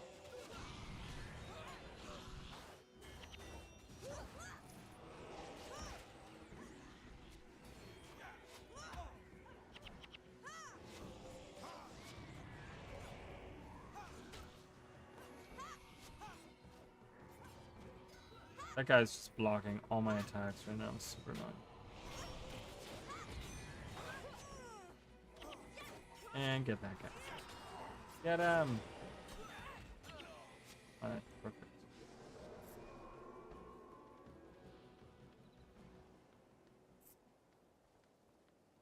I mean, I hope it's gonna be good. I don't know. So far, it doesn't look too good.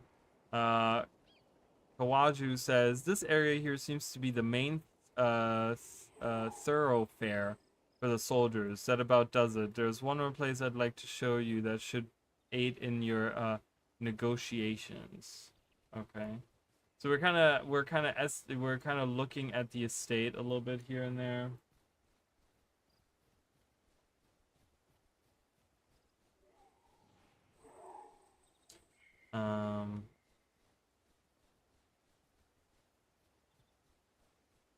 We're gonna be looking at the estate here. I guess they're looking at the estate here. I don't know if I don't know really what the point of that is. Like, I guess the idea is that Koss is trying to get the estate back, but I don't really know how he's trying to do that. So, okay, my friends are getting body blocked.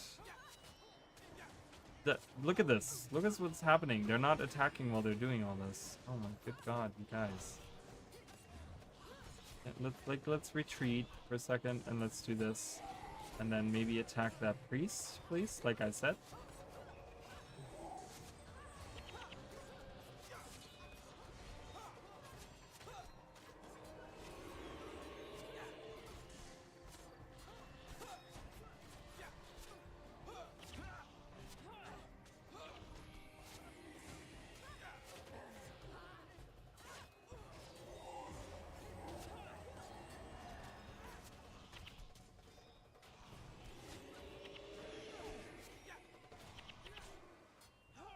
Right.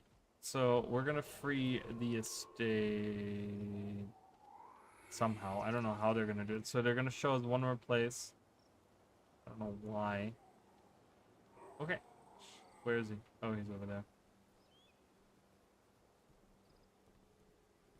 I don't know how we're gonna free this, or how we're gonna get this estate back, whatever they want to do with that.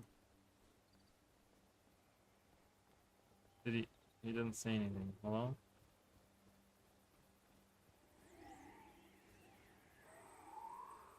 What is he do? Where is he running to? What is he? Oh, he just wanted to show us this. Okay, let's go back. All right, so we have surveyed the estate. So we've gotten the info on what's going on. You know, the relationship between Koss and Zudash and all of these things. So people are leveling up. Open some of these things. That's fine. Divine favor will be good. Hmm.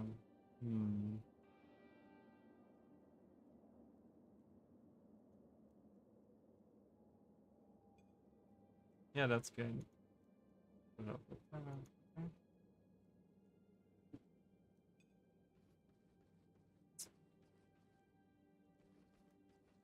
What?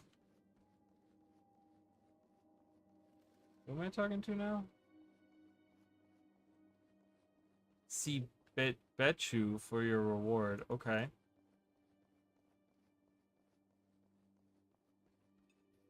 We have these guys here. I don't know who they are. Alright, you've seen enough? Very good. With a little luck, we can put this place back in the hands of its rightful owners. Okay. What's that? What's that saying? Money talks, corners walk. You might be able to buy back the Dejaran family estate, but you need a substantial amount of cash. You might try Vada first. He never was any good at dice, and he owes cost big time. Even with the cash in hand, there's no guarantee caretaker Palmore will be willing to part with the land. Costa's negotiating skills may come in handy. Okay. So this Vada person owes Dejaran a lot of money. Oh, that's a sun spear. Okay. Costa and I go way back. You're here for Costa's money? I never thought he'd live long enough to collect. But a bet is a bet, and I lost fair and square. He's buying back the family estate. Funny, I thought his father still held a grudge. He is, but we're trying to get on his good graces, you know, all that good stuff. All right, cool. We have a few more that need to level up to level 20, but we're getting there. So we have this oh, they didn't give us any items. Okay. I thought we would have the money in our inventory. All right, so we're going to have to go through there again and collect or give them the money and hopefully buy back the estate. We'll see how good that goes for us. Run!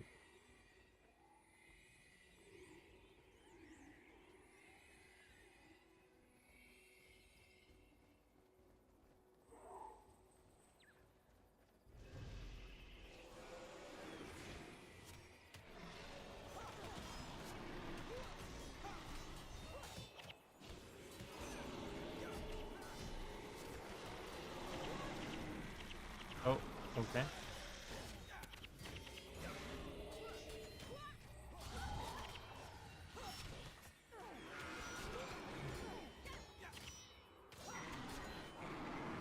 No flash. Yeah, so there's really cool mechanics in Guild Wars 1 where like certain things like these creatures can't bleed because they're made out of rock. So when I use something like Barbed Spear, it'll tell me target is immune to bleeding. They kind of carry that over a little bit in Guild Wars 2 where like Dredge are like immune to blind because they're moles. And they, you know, they work off of sound anyways and stuff. But yeah, the whole damage type thing, I'm making a short about that, or I'm gonna be making a short about that. But yeah, damage types in Guild Wars 1 were actually important. In Guild Wars 2, they're not important. They're just there for flair, which is actually kind of a nice thing. It makes it a little bit simpler. Let's kill one guy at a time. Okay. I get that guy. Get that guy.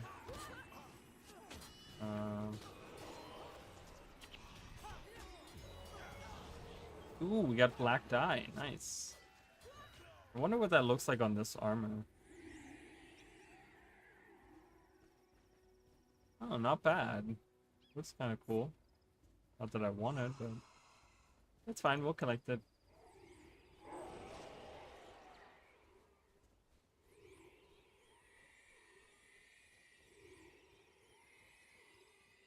Yeah, it's weird, right? I know. Fire elementals.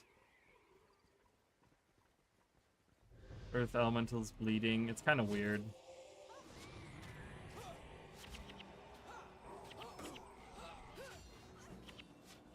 So they had some ideas that were carried over, and then some ideas weren't fully carried over. It's also the same with like destroyers and stuff. Like destroyers being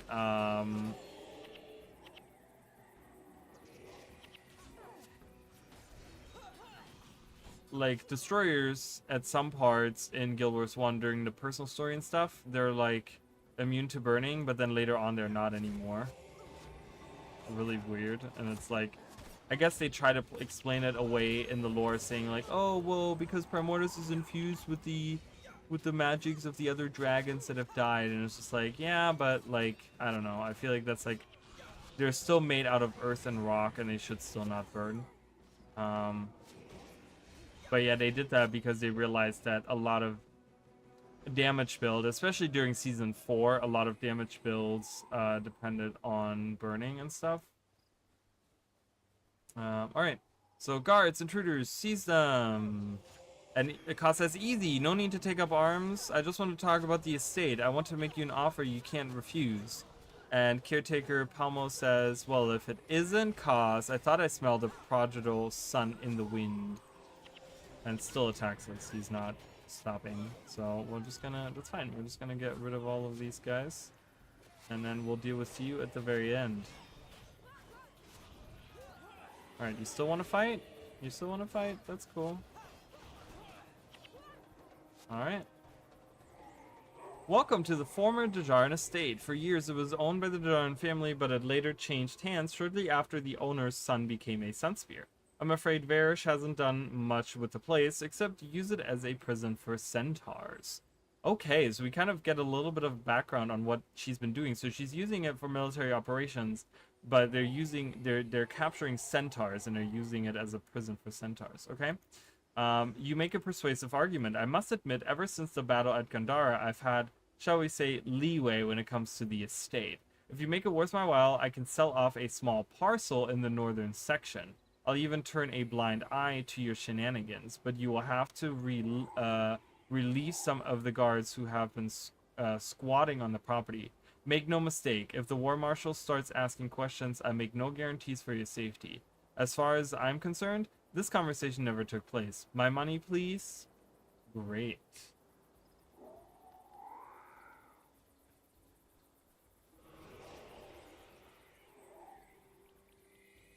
So I don't know why they said northern parcels, because that's not northern at all. Evict the Cornan soldiers from Dejarin land. Okay. Praise Joko. You're making their soul bleed? Yeah, that's really stupid. That's really dumb. Like, that's, I don't know, that's such a cop-out answer. Praise Joko, stuff shouldn't be immune.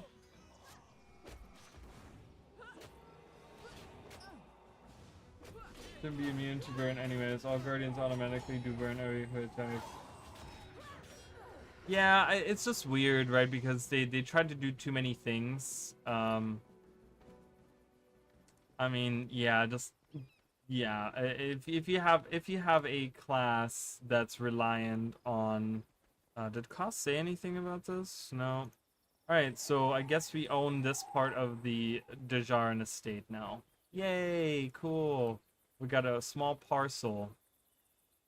Let's see. We can inform Zudash that we have gotten him a small parcel. What's that? You've gotten part of my family's lands back? You and Koss? I don't know what to say. He and I, when he chose to become a Sunspear, I threw him out. It sounded like an excuse for more brawling and shady dealings, but now I don't know. There's much to do, things to repair and set right. Even if it's not the entire estate, it's a start. My daughter, Alonce, should be able to help. Perhaps someday we'll get all the land back. If you see my son, Spearmaster Raleigh, tell him thanks for me. Alright, so we did that. The young lady vanishes. I don't know who starts this. Is this not here? I guess this is not here. Maybe this is back to... Maybe this is back to Kahan or something? I don't know.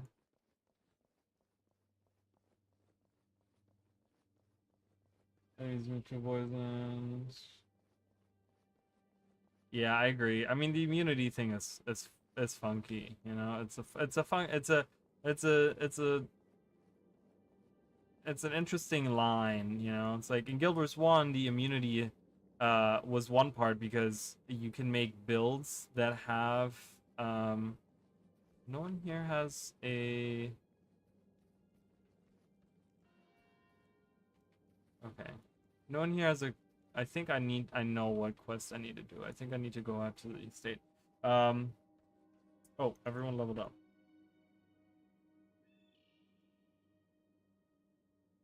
Um...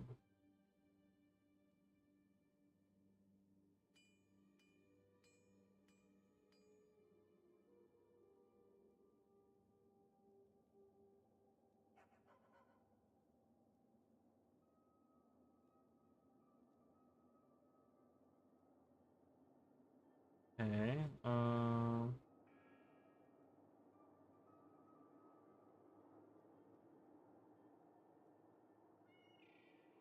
That'll be fine. You can have that.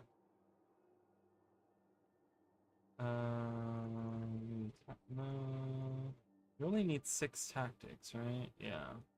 Because he doesn't really use... That's his own only tactics thing. I think I'm gonna go with strength.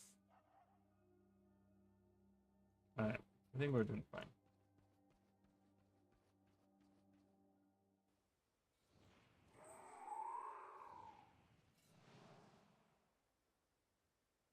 Yeah, I agree with that. I think that's definitely what it is. It's more of like a card game, that type of stuff for sure. Okay, help, brave heroes. My fiance has been kidnapped by a crew of rival corsairs.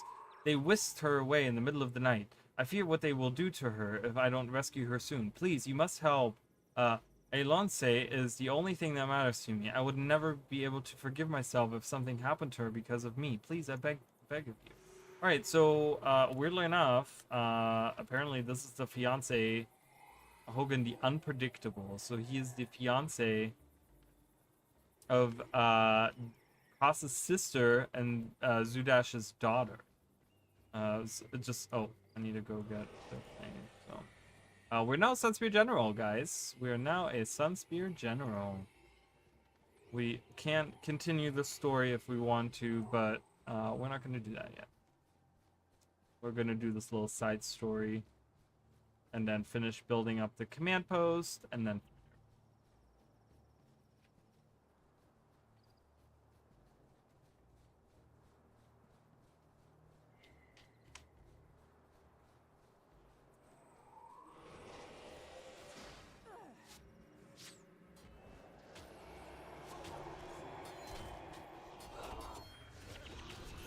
I'm gonna pop one of these scrolls. Why not?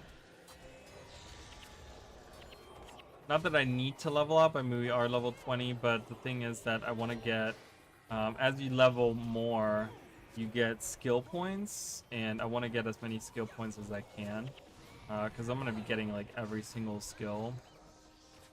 I want to get all the skills. All the skills available.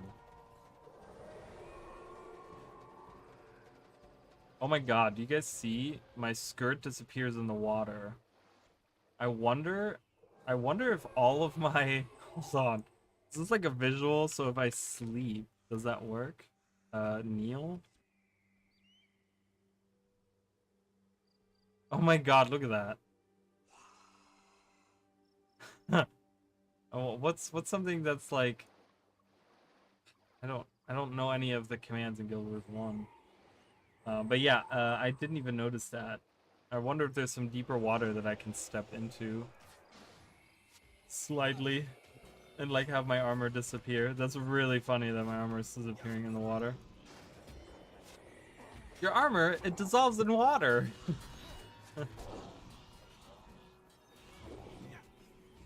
Like that's a really crappy armor. Let's get real. I get time. Yeah, if I go to like the edge of the water, sometimes you can step like a little bit into like the deeper end.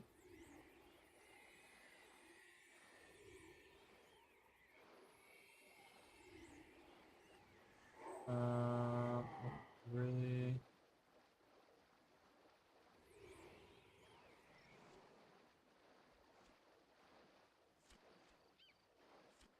I mean, this is probably, but God, do you guys have to stand right on top of me? Yeah, look at this. Armor is like erased from existence. It's weird because the boots are still there, but yeah, that's kind of weird.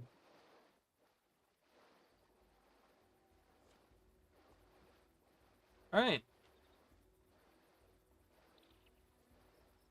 let's go. Hogan is still with us. And she says, "There, up ahead. I can almost make her out." Hello, boys. Expecting us?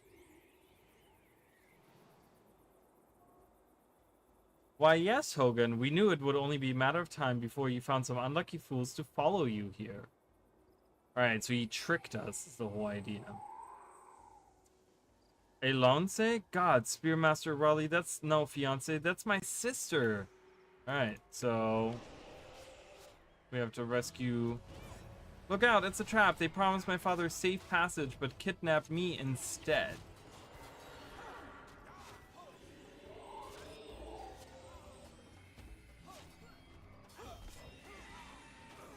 But that's okay, we'll just kill them all and be done with it.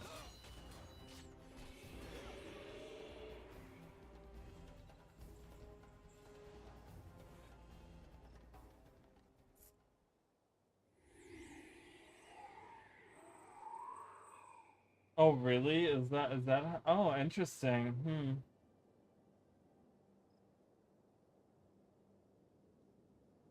Interesting. I've never heard of that. I've never heard of the swimming mechanics there, but my father is a great man. He has always been there when I needed him. Thank you for rescuing me. My father must be so worried. They haven't fed me for 3 days and I'm quite weak. I'm afraid I won't be able to get out of here on my own. Can you please escort me to safety of Camp Ojanu? I'll be able to get food and rest there while I wait for my father to arrive. Okay. So we rescued Kasa's sister. I don't think he's required for this mission. Yeah, he's not required for this. So it's really interesting that we do get a dialogue line from him. I guess if you don't have him in your party, there's probably that is just left out. So you can kind of miss out on like optional dialogue here if you're not really connecting the dots. Oh my god, she's so slow. Holy crap. And she is in our party and she's only level 10, so we're gonna have to protect her. But that's okay. We are doing pretty good, so no worries.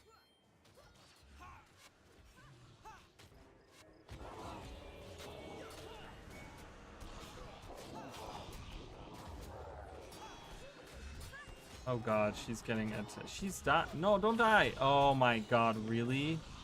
Did we just fail? We failed we failed, guys. We failed the quest. Holy crap. Alright. We're gonna have to redo that. Wow. Okay. So what I'm gonna do is before I take the quest from her, before I talk to her, so we're gonna go fight our way to her, free her, and then before I talk to her, I'm gonna clear the path to the camp because she was really weak. I did not expect her to die that quickly. So, alright. So fiance, yep, let's go do that again. Wow, she died so fast. That is insane. But invisible walls force you back out.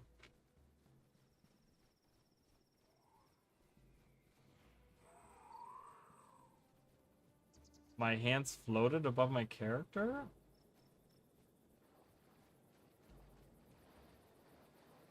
God, I hate this. I can't go into deep water.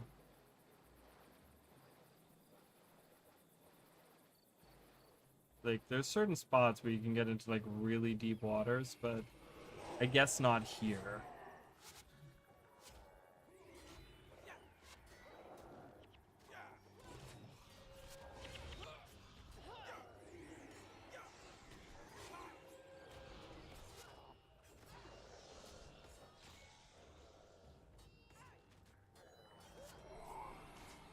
Well, it doesn't matter if I can walk faster if I can't get into the deeper part, because it has to do with the water depths, and it doesn't matter how fast I run.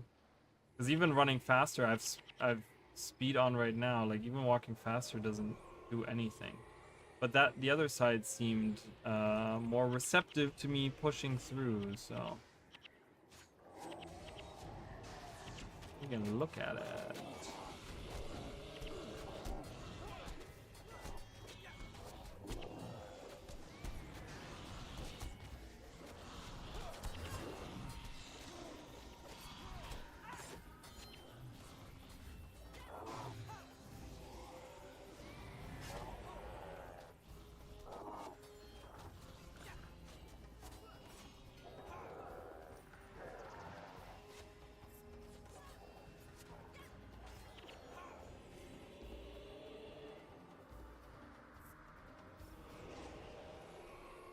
Yeah.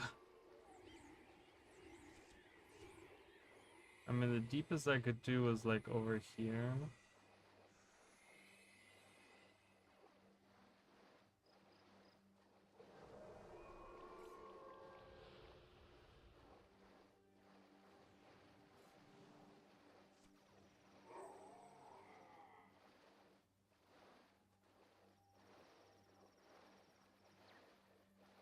I mean, I'm like like right here, I'm way underwater, and my stance does not. Okay, get out of here. My stance doesn't change at all. Like I'm way. Look at how far underwater I am. So it's kind of weird. So the chest doesn't go away, but some of parts of my gloves go away, and then my lower body thing goes away. But yeah, my arms don't do anything. There's, you know, I mean. Like even with the speed, running speed, same animation. Because that is pretty deep right here.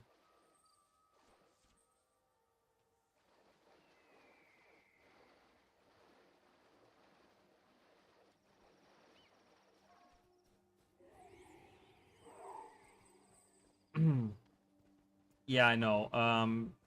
Gilbert's one has a ton of like really random invisible walls. Like in the most random of places.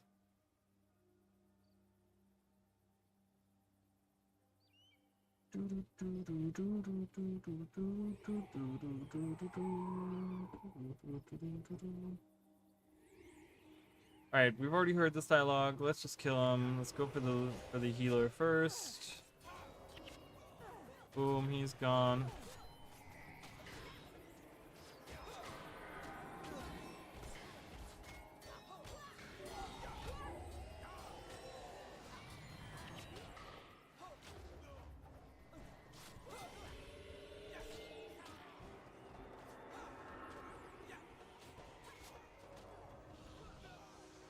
Alright, silver bullion coin.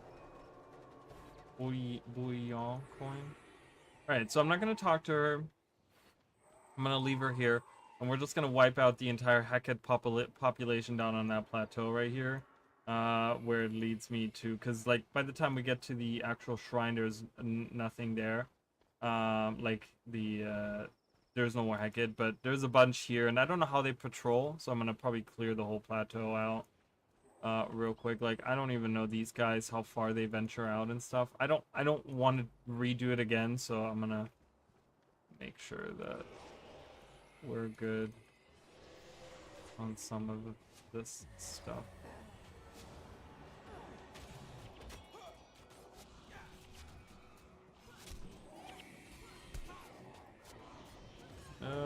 Oh god, no. Sorry guys, I just realized I had like a crap ton of stuff open on my phone. Alright. Oh. Kill the last guy, do it.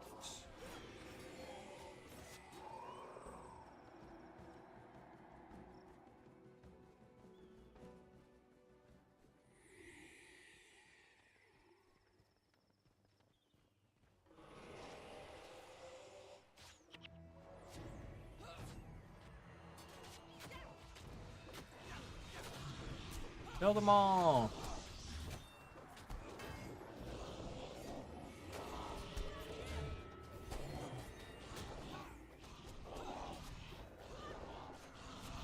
Oh boy.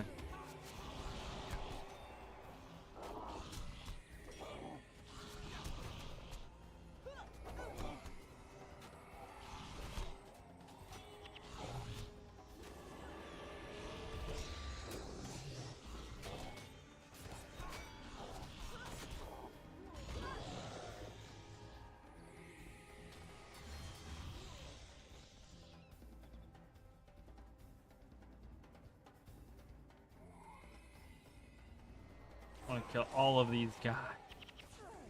Get some extra experience and all that.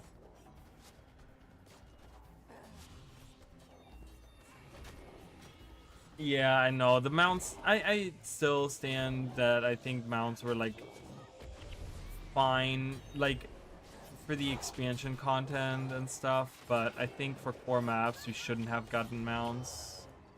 I still stand by that because the core game was not designed around that, so they've ruined a bunch of the core game now. You know, so many things that people like. The crazy thing is, you know, I make those shorts and stuff, and a lot of the time, you know, it's not even like these crazy big secrets or something that I'm talking about, but a lot of the time people are like, "Oh, I've never noticed that," or "I've never talked to this NPC," or "I've never, you know, never heard of this," or whatever, right? And it's like, it's because, you know, the population doesn't see a lot of these little details anymore because they get their raptor at level 10 and then they're like, oh my god, I want this raptor, so they get like, you know, they try to get the raptor as soon as they can, like fully unlocked, you know, and it's kind of a shame. So I think, and I don't know, so I think flying mounts should be completely like, this is, I'm very radical when it comes to these things, like very crass in my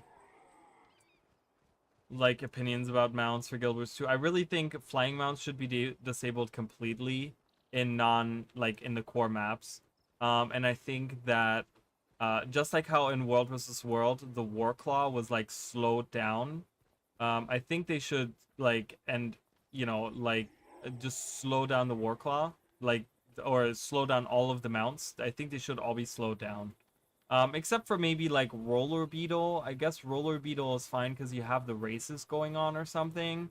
But I feel like maybe have the Roller Beetle also be slowed down. And only have it be full speed when you are participating in either the event or when you're doing like the adventure part of it, right? The time trial. And force people to really like not skip through most of the core content. I don't know, that would be me, but all right. So we've exterminated all of the frog people here. So hopefully she should be okay. That tree moves like a lot. Like, look at how movie that. I was just like, why is that tree? It's like wiggling. Wiggling about.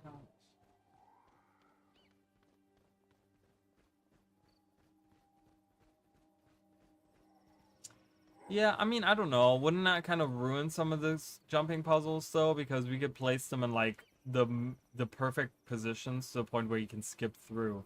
But I actually, I mean, the idea of having uh bouncing mushrooms, like, I would love those in the core game. I think they're really interesting. I think having those like in certain spots or something, like there are certain locations where they can have bouncing mushrooms and they don't ruin anything really, because they're like a one-way shortcut, right? And again, they're kind of there to entice the players that haven't played uh the expansion or haven't gotten the expansion. You know, it's like the more you show them of the expansion stuff later on, like even ley lines. I think we should have ley lines in Quarteria. Not everywhere. They don't have to be like all over the place, but a couple of ley lines here when we know where like there's hubs of magic or you know, anything like that, like, you know, just ley line that we could be gliding on, you know. Updrafts, I think they could add updrafts here and there. You know, if they're leaving flying mounts. Obviously, like I said, flying mounts I don't think should exist in the core game, but if we're leaving the flying mounts, you know,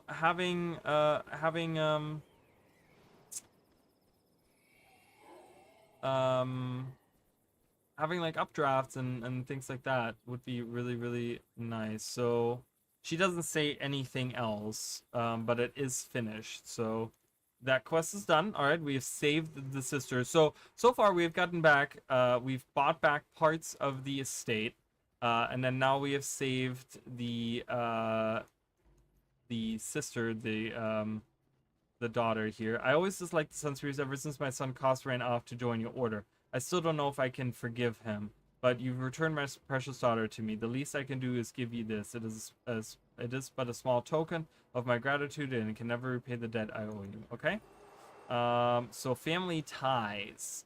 So now we're at the, I think we're at the last step. Yeah, so we're at the last step now of the Dejarin estate.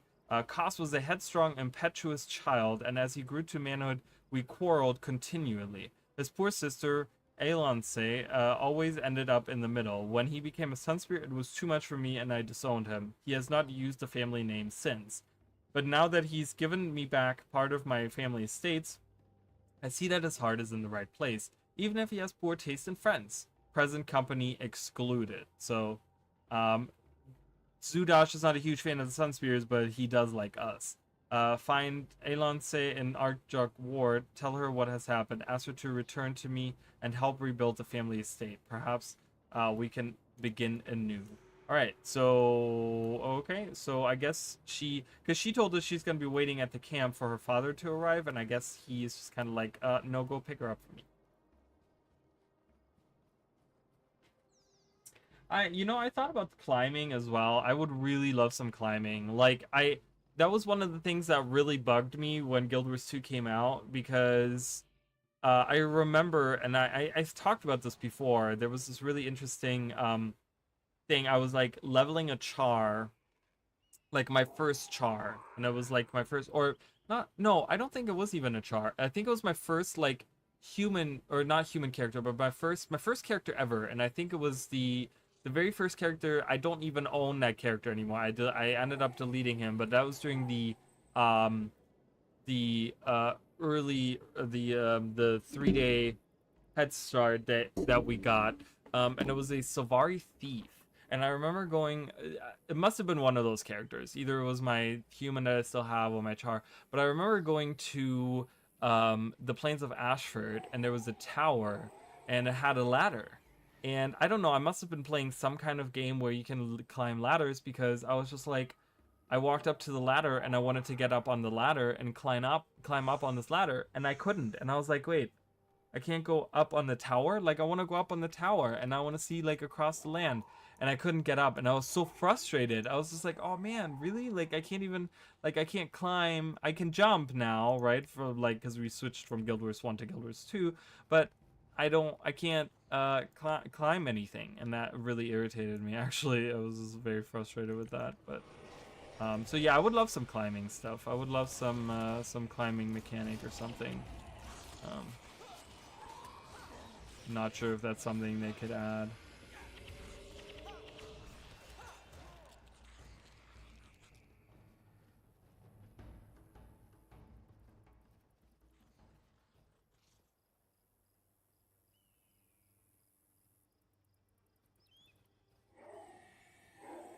I joined Guild Wars 2 during its first Halloween.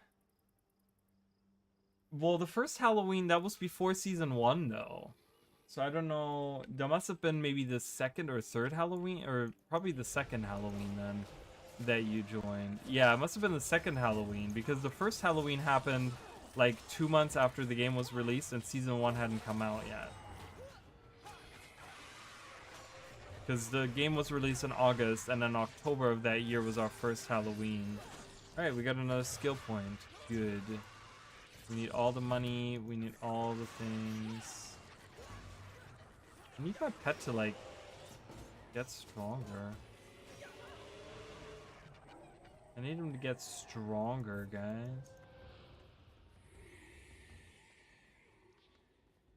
Oh, okay, got it. Okay, because I was gonna say, I'm like, I was very surprised because they had like Halloween came out and it was like this huge release like 2 months after the game had come out. I'm like, wow, okay, that's kind of ambitious right there. So.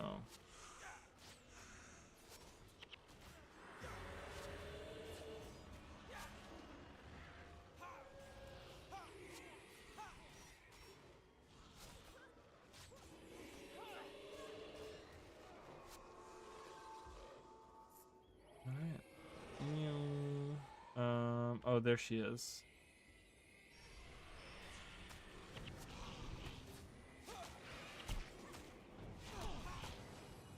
The Bram content and the beached whales.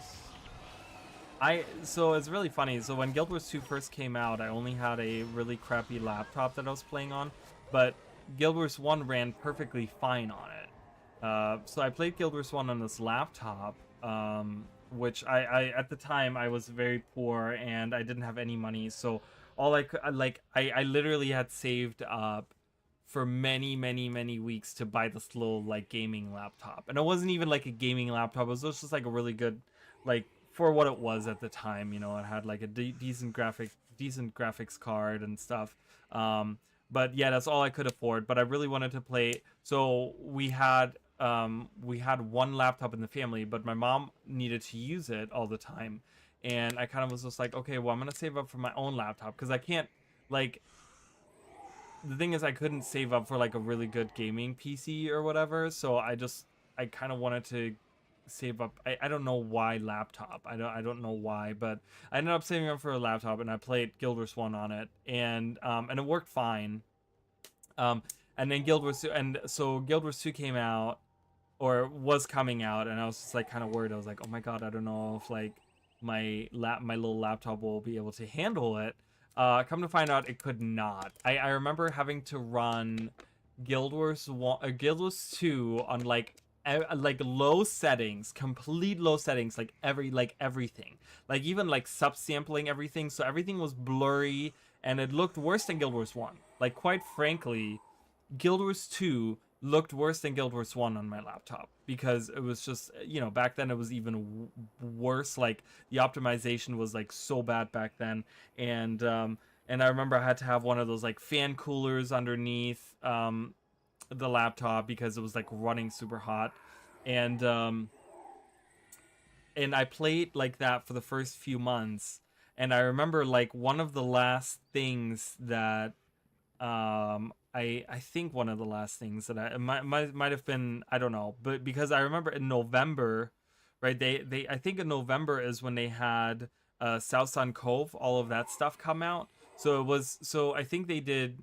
It was the game release. Then for 2 months we didn't get anything. Then we got Halloween, and then so that was like during October or whatever. And I think at the end of November is when we got the Lost Shore release, which was all the like the beached whales and the Karka, the whole Karka thing, right? That led into season 1 or whatever. And they had the huge fight of fighting this like ancient Karka. I guess you fought like this big Karka in Lion's Arch. I actually ended up missing that fight. I wasn't there for that. But then we had this final fight, and I remember it to this day. We had this it was this weekend event that they had where they had like over 3 days they had these events going on that would happen, and they were like one-time events. And I remember like, oh my god, I was like, I'm gonna be able to do the third event, like I'm gonna be so excited. And I remember like I missed the first event where you had to fight off the Karka attack in Lion's Arch, but then you went to South Sun Cove, and you had to fight all the Karka there, and I remember the very last battle was like the ancient Karka or whatever it was called, like the big Karka, the big boss battle. And my laptop like melted. Like I got like I got to the point where I couldn't even press any buttons. It was like a slideshow just happening in front of me. I didn't even know what was going on anymore. And it got to the point where the fight was almost over, and then my computer just like froze on me. I could still like the I could still hear sounds happening, but like the screen was like stuck on. I have it like visually it's still there. Like it was kind of like one of these situations where you're like kind of like this, and like you're looking at your character, and there's all these other characters, but it's like a close up of your character, and there's just like a giant like Karka foot like right in there, and it was just like this screen, and it wasn't moving, and I was just like, oh my god. And I guess I was at the time I was talking to a friend that I was playing with or something, and he's just like, "Oh, you're not moving," and I'm like, "I know, because I'm like, I can't. I'm like, my computer like froze, and I can't, and I don't want to exit out of the game because this is a one-time event, and if I'm leaving, I'm not gonna get any of the rewards, and I really wanted the rewards that they were giving out." So I was just like, "Oh my god, what do I do? Do I just like wait for this to like clear out or something?" So I ended up like sitting there in front of it, and this event was still going on, and blah blah blah, and I was just like, oh my god. I'm like, I don't know what I'm gonna do. So I'm like, I have to restart the computer real quick and then jump back into South Sun Cove immediately and get back into the fight. So this took way longer than I expected. So I shut down the computer, I restarted it, I went into Guild Wars, and the loading was just like loading into South Sun Cove took forever. I remember I probably sat in front of the screen loading into South Sun Cove at this point for like 15 minutes. Like, I'm not even kidding. I literally sat there and I watched it, and I was like, oh my god, it's gonna be over by the time I get back in there. And so I load in, and lo and behold, the thing was done. The event was done, and I was like, and I think I didn't get any of the rewards at the time, and I was so mad. I was like, oh my god, I cannot believe that I missed out on all of this stuff. And I was so angry. I mean, I got over it like really quickly. I was just like, well, and that really was like, that was the moment where I was like, I have to buy a new PC. Like, I have to get a PC, like an actual PC, not a laptop. I want to get an actual PC that can run Guild Wars 2. And I was just like, oh my god, because this is not the way that I want to play it or whatever. And fortunately for me, a lot of people crashed during the Karka fight because it was, again, the game was horribly optimized. All these things were going on, and ArenaNet ended up retroactively sending all of the items that you got from rewards to people that, I guess, to accounts that they knew were on the map at the time, or that like had participated somewhat or whatever. So I ended up getting the rewards like a few months. I think they did that a few months later. It wasn't like immediately, but it was like a few months later. They put out a statement, and they were like, we're gonna be sending those out. So I ended up getting the rewards. Like, it was like a 20 slot bag and like a bunch of other stuff like that they gave out. And at the time, like 20 slot bags were far and few between, and the game had just come out. So I was just like, I really want this like 20 slot bag on my character and stuff. And yeah, and I remember I was just like, man, because I guess the fight went all the way into that cave in South Sun Cove, and then you kill, and then I guess the group of people kill, like push down the Karka from up top or something into the lava or something like that.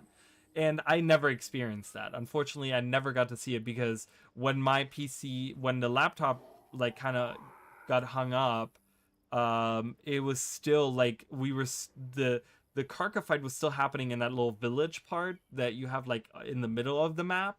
There's like a little village there, and that's, I remember that's where I crashed, and yeah, and I never got to see how like the end of that fight was. But yeah, I remember it was such a disaster, and they were like, yeah, we're not gonna do that again.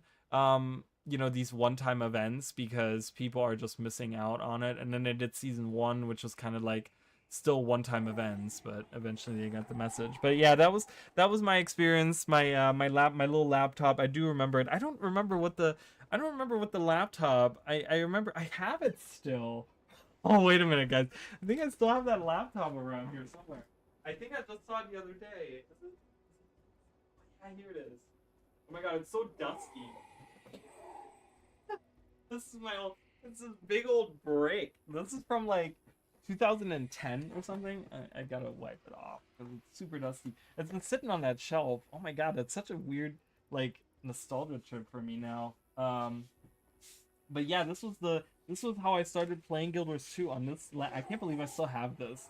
I think the only reason it's like nostalgia that I like kept, that I held on to this. I haven't opened this in so long, but yeah. So this is my old laptop. It's like really thick too. It's super heavy. Barely has like any connectors. There's like a couple of USB connectors in there and stuff. Like none of the new fancy stuff. This is like before HDMI and all these things. But yeah, this is my old. I want to kind of charge it. I think I still have the charger for it somewhere. Charge it, turn it on, and see what's on there. So it's actually still kind of nice. I mean, I used it a lot, but it's actually still kind of. It's so heavy. Like now they're like super slim. This thing is like you can murder someone with it. Holy crap! I just remembered that I still had it. I'm like, wait a minute, I still have that old laptop. That brought back some memories, having that old laptop, man. I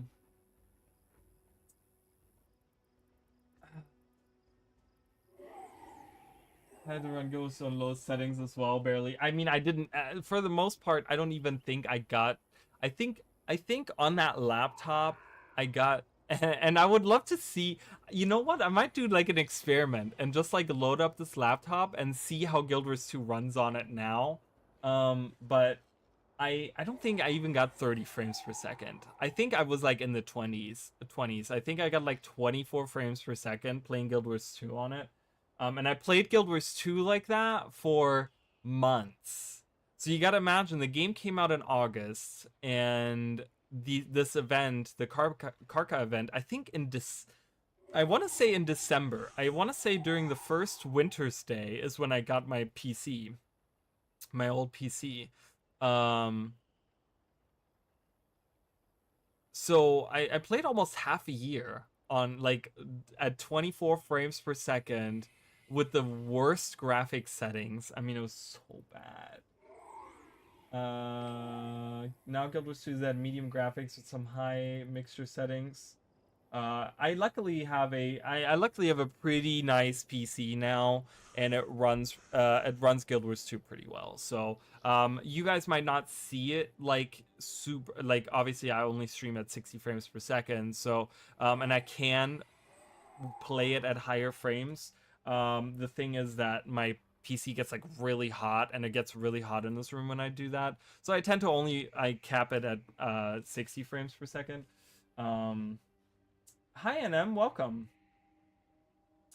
I was reading an old MMO, second loading screen, literally waited 3 hours, no rewards. Oh, that's so sad.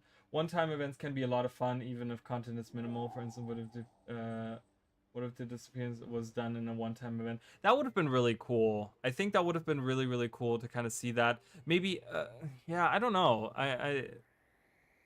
It's kind of, I mean, that would have been cool, but what if that, I don't know, because now new people start, and then like they start the expansion and they don't see the disappearance of the tower. Like, I mean, we don't see the disappearance of the tower anyways either.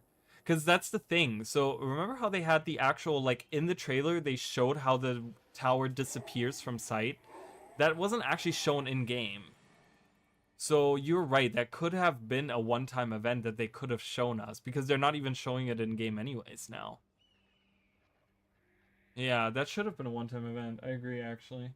Now that I think about it, probably won't run at all on that laptop anymore. Oh, yeah. Huh. That'd be interesting. That'll be an experiment. I'm gonna let you know how that. I'm gonna let you guys know how that goes. I might do that at some point. And just load up Guild Wars, or see if I can load up Guild Wars 2. It will run Guild Wars 1, but there's no reason to do it. But I just want to see. We'll see. And I wonder what's still on it. I don't know if I have any files on it. I wonder if the battery is probably like shot now. All right, my father was a great man.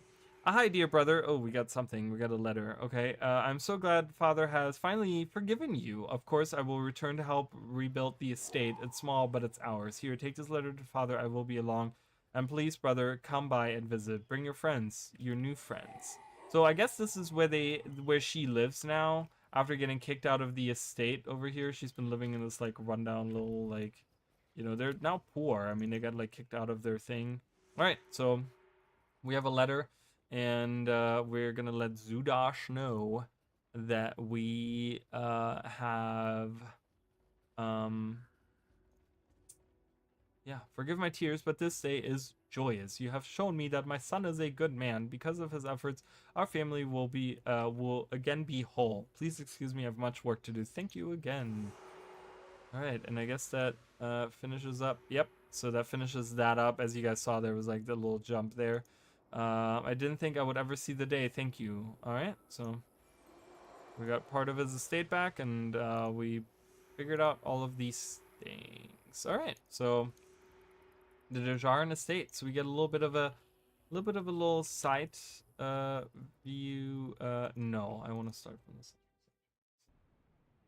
What will I take it when you find your own? It still runs. Yeah, I have an N64 that I bought that is still sitting here. I have a bunch of Super Nintendo games, like Super NES games, but I don't have a Super Nintendo, unfortunately. They're all in that. They're all in the like those little things. Just so you guys know, they all have games in them. The little animal collection of things has like all my games in them. But yeah, on the I think it's the very bottom one, bottom left one has all my Nintendo and Super Nintendo games. Because I have some regular NES games too, but I don't have either of those systems. But nowadays, with like Switch Online and stuff, you have access to all of those games, and it just plays much better that way. Like it's just whatever. It's just having those for nostalgia reasons is kind of nice. So kind of keeping those. All right, so remember, so we're gonna go back to building the command post. I think I'm gonna do that. We're gonna finish this up today, and then that's gonna be it for today. Just kind of like doing some side questing before going into further journeying and stuff. So we're gonna see tomorrow. If I'm streaming tomorrow, I might not stream tomorrow. I might want to, I talked about this, I might want to do a little bit of writing scripts and stuff like that, and maybe recording some audio and working on some other projects and stuff. So I might not stream tomorrow, just so you guys know. If I'm streaming tomorrow, it'll probably be short, just to look at maybe World vs. World stuff that we're getting tomorrow. Other than that, I don't think I really want to stream that much tomorrow, so we'll see. But anyways, so going back to this, so Narashi has a captured scout that we were told we should interrogate. Jesus, what's the word? So I always love this part of the Marga coast, because you have all of these trees, right? And then by the water, you have one of the biggest ones of them, and it's dead. It's kind of crazy. All right, so she says, "There you are, Spearmaster Arali. Just in time. I was afraid to be forced. I'd be forced to sully my blade on this prisoner's throat. He's been making quite the ruckus." All right, so let's talk to him. We lucked out with this one, Spearmaster Raleigh. I caught him a long ways away from his company, snooping around an overturned wagon searching for loot. Sadly for him, the only thing he found was the blade of my knife pressed against his throat. I think I've ruffled his feathers enough that he'll be willing to talk. He's been crying and blubbering for the last hour or two. Alright, so tell you anything you want, just whatever you do, don't hurt me. I'm allergic to pain. Okay. Please don't let that woman hurt me. I'll tell you what everything I know. Just keep her and that dagger away from me. What are you doing out here? My units received reports that a group of peasants was tending to injured sunspears. We went to investigate, but found the sunspears had all died of their wounds. We arrested the peasants for aiding and abetting the enemy. My company sent me to the garrison to get instructions on what to do with the traitors. Along the way, I saw an overturned wagon and decided to investigate. While I was rummaging, that ruffian of yours jumped me with her knife drawn. She threatened to kill me if I made a peep. How many men were in your unit? We're just a small scout patrol, including me. There are 8 of us. Okay, so not a big group. Where's your unit now? They're just north of here. Okay, just north of here. So, just north of here where the green parts are. So right over there somewhere. Okay. Back where I left them holding the prisoners. Why do you want to know? You're not going to kill me, are you? Have you seen any other Sunspears? That group was the only one. I heard that most who survived the battle have been captured or found dead. Those still alive are being held in the garrisons. The more important ones end up in Bokos prison. That's all I know. So remember, Bokos prison is the little side island over here. So important members of the Sunspears are being held prisoner here, as far as we know. But they don't know the thing. The thing is, we're interrogating him to see how much they know about the Sunspear sanctuary and stuff, and they seem to not know anything. They think that we're just scattered throughout. A lot of us are dying of our wounds, and we're not organized at all. So that's good to know, right? So we're kind of in the clear there. I don't have any more questions for you. I answered all your questions. Please don't hurt me. So we must move carefully. Okay. So all right, Master Raleigh, you'd better better go rescue those captured peasants. Stay alert. That scout may have fed you bait. What do you want me to do with this guy? Kill him? He's useless. Blindfold him, take him out into the wilderness, and set him free. By the time he makes it back to his unit, will be long gone. What do you guys think we should do? What do you guys sold them long ago for food for family back in the day? You know what? I did that too. I cannot tell you how many different how many different kinds of those like GameCube, for example. I think I've owned 3 separate GameCubes because every time I bought it, I had to sell it to get food for my family. And then I had to, like, I would save up money again, buy another one, and then I would sell it again. And, like, I don't own a GameCube now. Like, GameCube, I've done that with Xbox. I've done that. I think the first system where I stopped having to do that was the Wii. I still have my old Wii that I bought way back when, out of the box. It's still run. Like, knock on wood, that thing still runs. Like, 16 years later, that thing still runs. And my sister and I once in a while will actually play it. She actually has it on her side of the house. But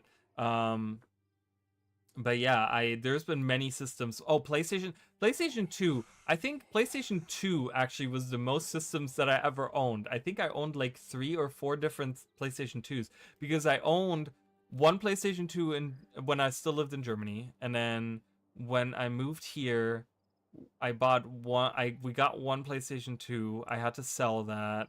Then I got another PlayStation 2 and we had to sell that, and then I got another PlayStation 2, and that I still own. My sister, I think that's still on my sister's side too. Where's my PlayStation 2? That must be on my sister's side because I don't think I have it here. No, I don't think so. I think my sister has it.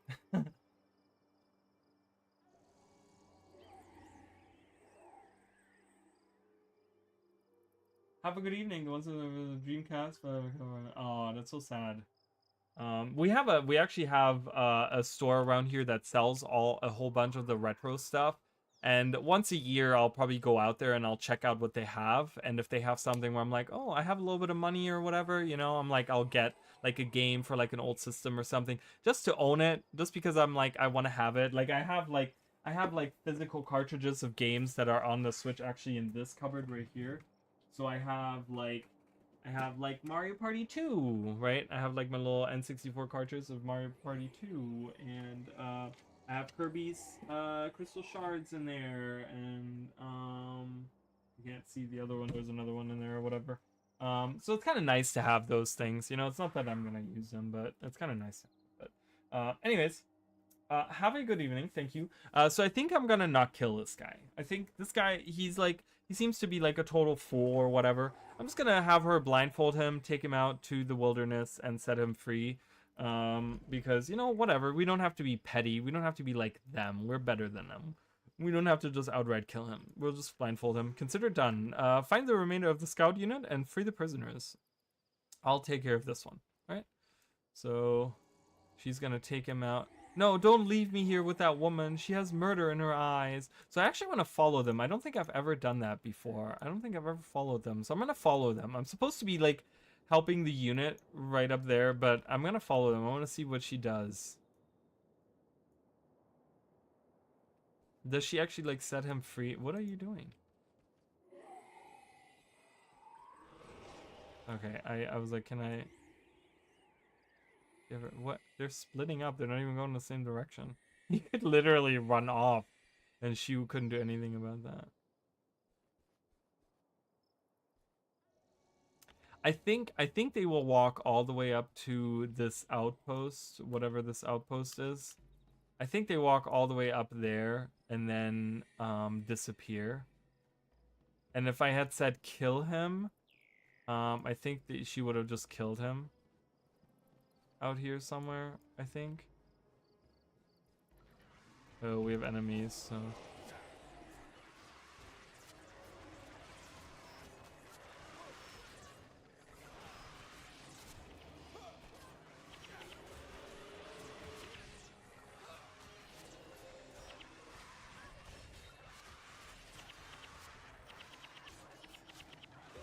Alright.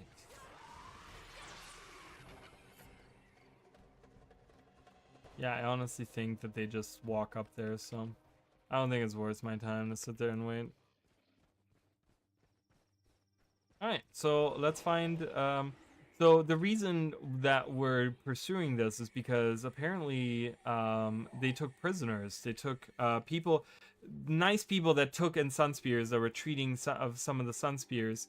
And yeah, so, as you guys can see, I think I was supposed to do this quest before because this is the Magunde guy that they were that Koss earlier was talking about. So I think I was supposed to do this quest first, but I don't know. It doesn't tell me to do that, so you know, how am I supposed to know that? But that's the guy that Koss lost to, and that gave him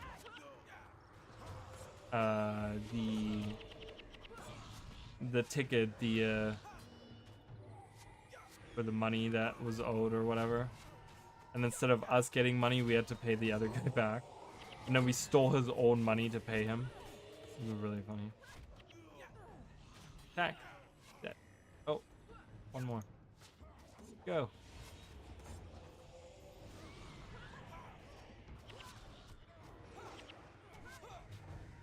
Alright. Oh my god, block, block, block. I hate that about Rangers in Guild Wars 1. They have so many abilities that just like block all attacks. Thank you for freeing us. The guards were discussing new painful ways to kill us before you arrived. Okay. So we saved them.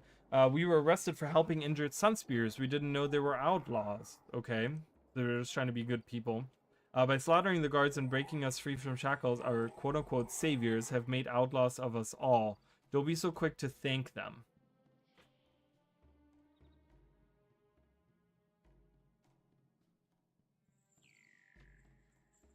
So pretty much what they're saying is they have to, okay. We have to, I think they're going to follow us now. Yeah, so we have to kind of bring them to Ronjok. So the idea is that we help them, but we made them outlaws at the same time.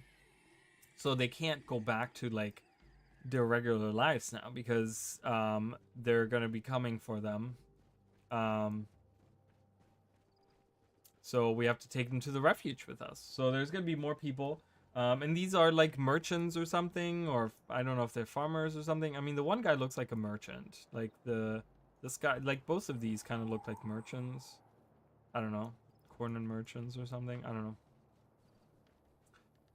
But yeah, so the idea is that we are just giving, like, they helped us. You know, unfortunately, all of the Sun Spears had died that they were treating, but they did help the Sun Spears, and in return, we tried to save them. But now they're kind of, we kind of didn't really help them because they would have died at the hands of the Cornins anyways. So I guess living a life of you know, just being hidden away rather than die. I mean, you know, if you get killed later, then that's still, you know, I guess better than being killed outright, I guess. You know what I mean? Like, live a little bit longer at least, or, you know, at least take your chances with the Sun Spears and see if you can't survive. I mean, we will find out that we actually can't survive Corna, but so yeah.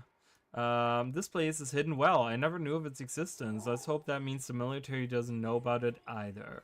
I'm sure it's safer in here than out in the open.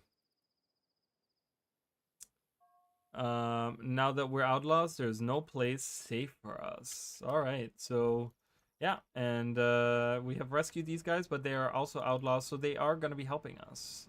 Kind of whether the information you extracted from the scout has already proven worthwhile. Those rescued peasants have useful skills. One of them is a master of dyes. Another is an animal tamer. The last one I'm not so sure about. He's an extremely skilled rune enchanter, but seems reluctant to be here or get involved with our cause. All of those you rescued have set up under the tent in the command post. Check in with them anytime you need their services. All right, so we're expanding the command post even more. So let's check in with these new people and see the services they have to offer. So we'll talk to Dunkora in a minute. No one new here. We do have some corn and coins. I don't know if we have anything interesting. Superior salvage kit. That's gonna be really nice. I definitely want that. So we'll leave that for now, but that's gonna be nice. So there's these guys are hanging out here now. So Banera was Banera, Magunde, and the animal tamer lady. I don't know where she went. So okay, he doesn't say anything. He just sells those to us. Yeah, they just sell us stuff. So as you guys can see, it's the same concept as in Guild Wars 2, where you have the Sun's Refuge in Guild Wars 2, and you slowly work on like building up, having more and more people, more and more services available to you and stuff. I think she does she hang out where I was looking earlier? I think that's where she goes.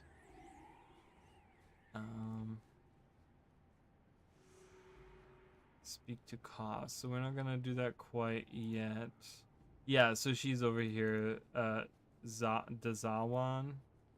So she's a pet tamer. So I could, if I didn't want Croc anymore, I could give her Croc, and that kind of opens up the whole pet thing for you.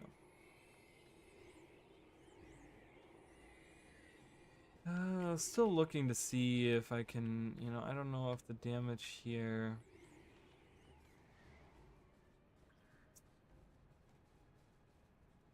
Command.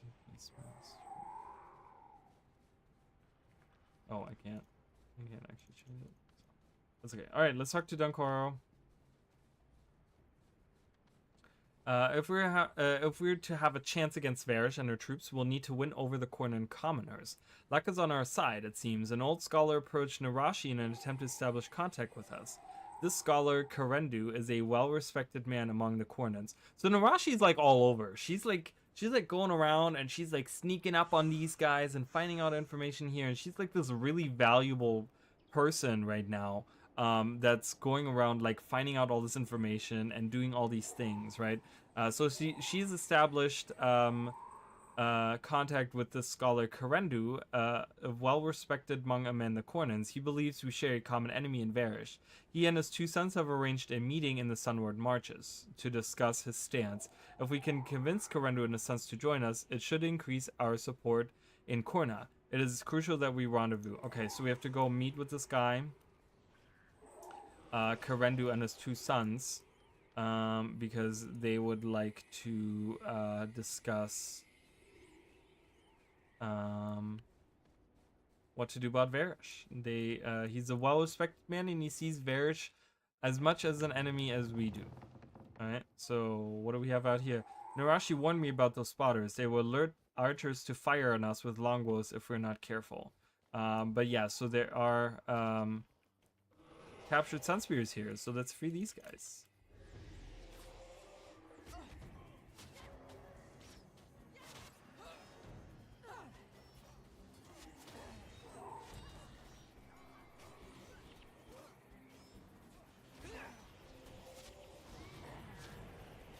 Go, go, go. Kill them. Alright, let's talk to the wandering priest here. Alright, there's Kos and us, but that's okay. Alright, so we have some captured sun spears that are hanging out with us. I don't know why. I don't know why these were here. Kind of random that we had these guys here hanging out. I wonder if there's more like around if I were to wander around. But that's okay. So we got a couple of captured sun spears that we're helping out. It's always nice to get extra help. These guys... Oh, I was gonna say, they're not attacking. But yeah, they're gonna help us. So we have a bigger group. More people, always good. More people, more damage. More bodies to split damage amongst. Always good.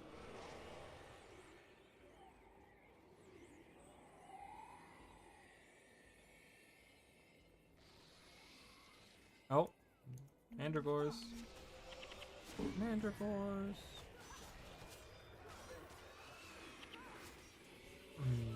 Oh my gosh. I'm doing some good damage there.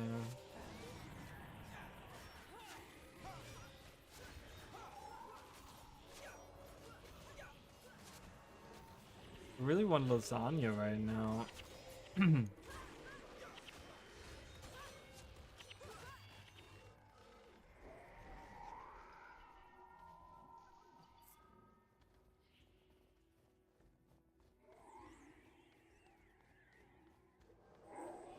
Random cravings. I'm like a pregnant woman all the time. I get random cravings for the most random of stuff, I tell you guys.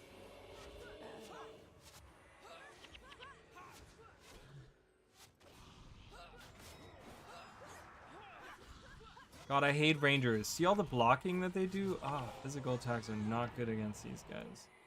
So annoying. Alright, there he is. Karendu, Sinbi, and Mubada. Alright, let's talk to him.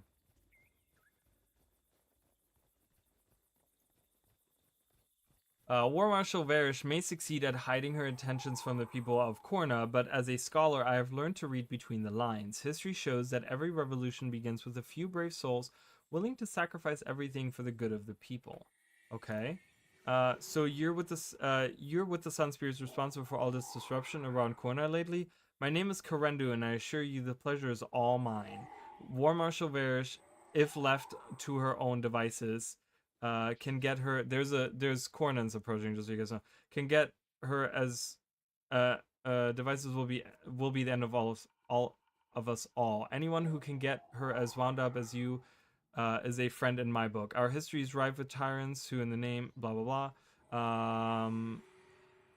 I see these same patterns in our beloved War Marshal. I cannot stand idle and watch as our people are fed to the belly of the beast. My sons, Mubada and Sinbi, and I have come to pledge our service to you. So pretty much he's saying, he's like, oh, I know how this goes. She's a total tyrant, and I would like to not be part of that. Sorry, I had to like read really quickly, and then I got like super overwhelmed because I'm like, these enemies are coming, and I need to press buttons and attack. Oh, Spear Mastery. Interesting. And what's the other thing? while not affected by an enchantments. Unfortunately, whoever that is for. Did you see that? I told you I could fight. He didn't. Did you do anything? Did he actually fight? Oh, they were talking. Is that the smell of rotten spies on the loose? Quickly, over there is what the phalanx says. The only good spy is a dead spy. Uh, uh, Bale? Bale? General Bale, right?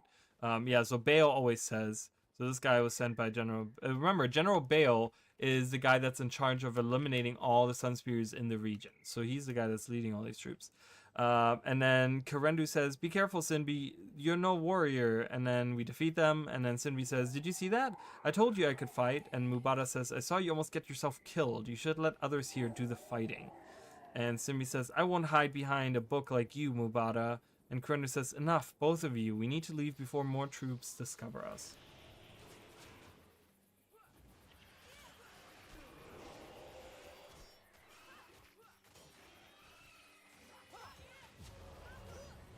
Oh my god, I'm getting body blocked by these guys. Let me through, please. Jesus.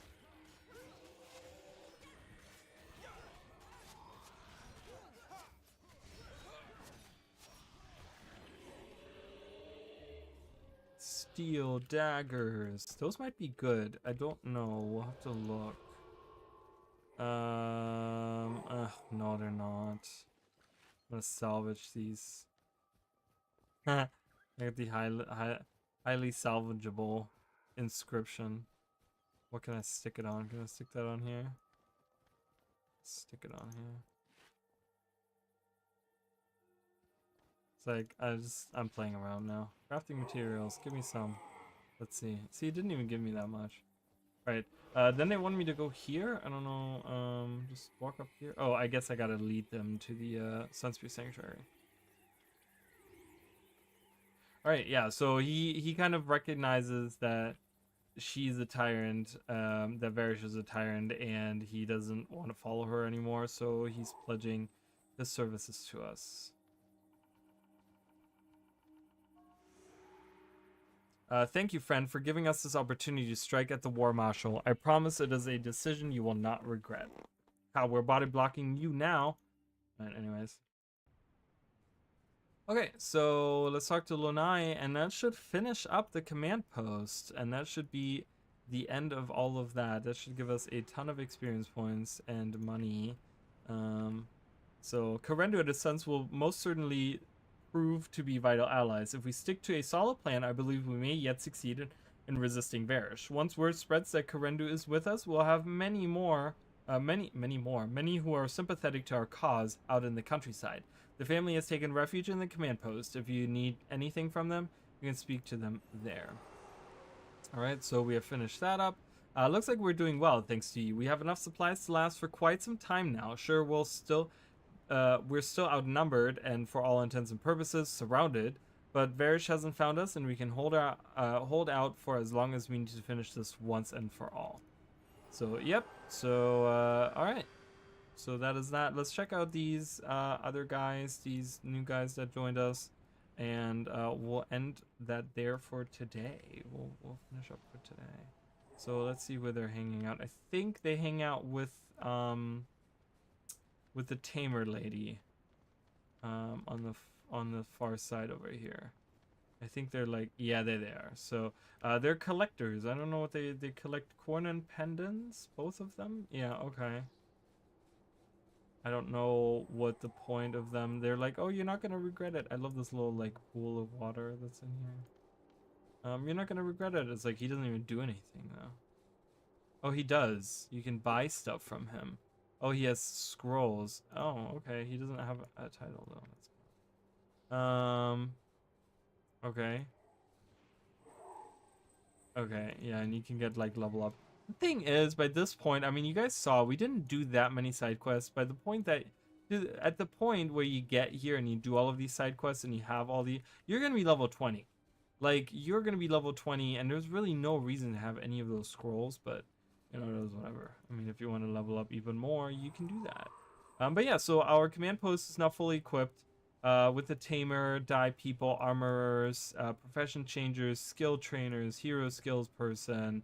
You know, and this is not the end of it. We're gonna get more. There's gonna be more people. I think there's a few people that are gonna come stand down here as we venture through the regular mission. So next time we go back to Nightfall, I don't think it's gonna be tomorrow, but we'll see. It's probably gonna be on Sunday or something. But yeah, we're gonna talk to Koss, and we're gonna we're kind of the leader now, right? We've established the Sunspear Sanctuary. We've helped Dejarin out, Zudash Dejarin, and he's gotten parts of his estate back. Who is, you know, he's an influential man as well, so we have some support there. We've bolstered the Sunspear Sanctuary. We got Koss back, and so now it's just kind of we're gonna now we can organize some strikes against Varish and really see if, you know, what we can do against Varish and her demon army and stuff like that. So that's what we're gonna be doing next time. So thank you guys for joining me. I know today was like a shorter stream, unfortunately, but like I said, I'm trying to like get as much writing in as I can. So it's not that I don't want to stream, but it's just that I want to get some writing in, and get some work on other projects and stuff like that. And I also wanted to clean the house today, and I didn't do that, so I might do a little bit of cleaning right now. So, I don't know. Oop. Just crushed my bottle. Sorry, guys. But anyways, thank you guys so much. Thank you, Mish King. I know Mish King already left. Thank you, NM. Thank you, Emily. Jacob, thank you. And everyone else that was in the back. Oh, Maddie was here earlier too. So, but yeah, thank you guys so much for joining me. And I, like I said, tomorrow I might stream tomorrow. Maybe some World vs. World. I mean, I guess just look out for the notification if I go live or not. Maybe some World vs. World if I feel like it. We'll see. Whatever I don't know what I'm gonna be doing tomorrow night, so we'll see. But anyways, thank you guys so much, and I'll see you then. All right,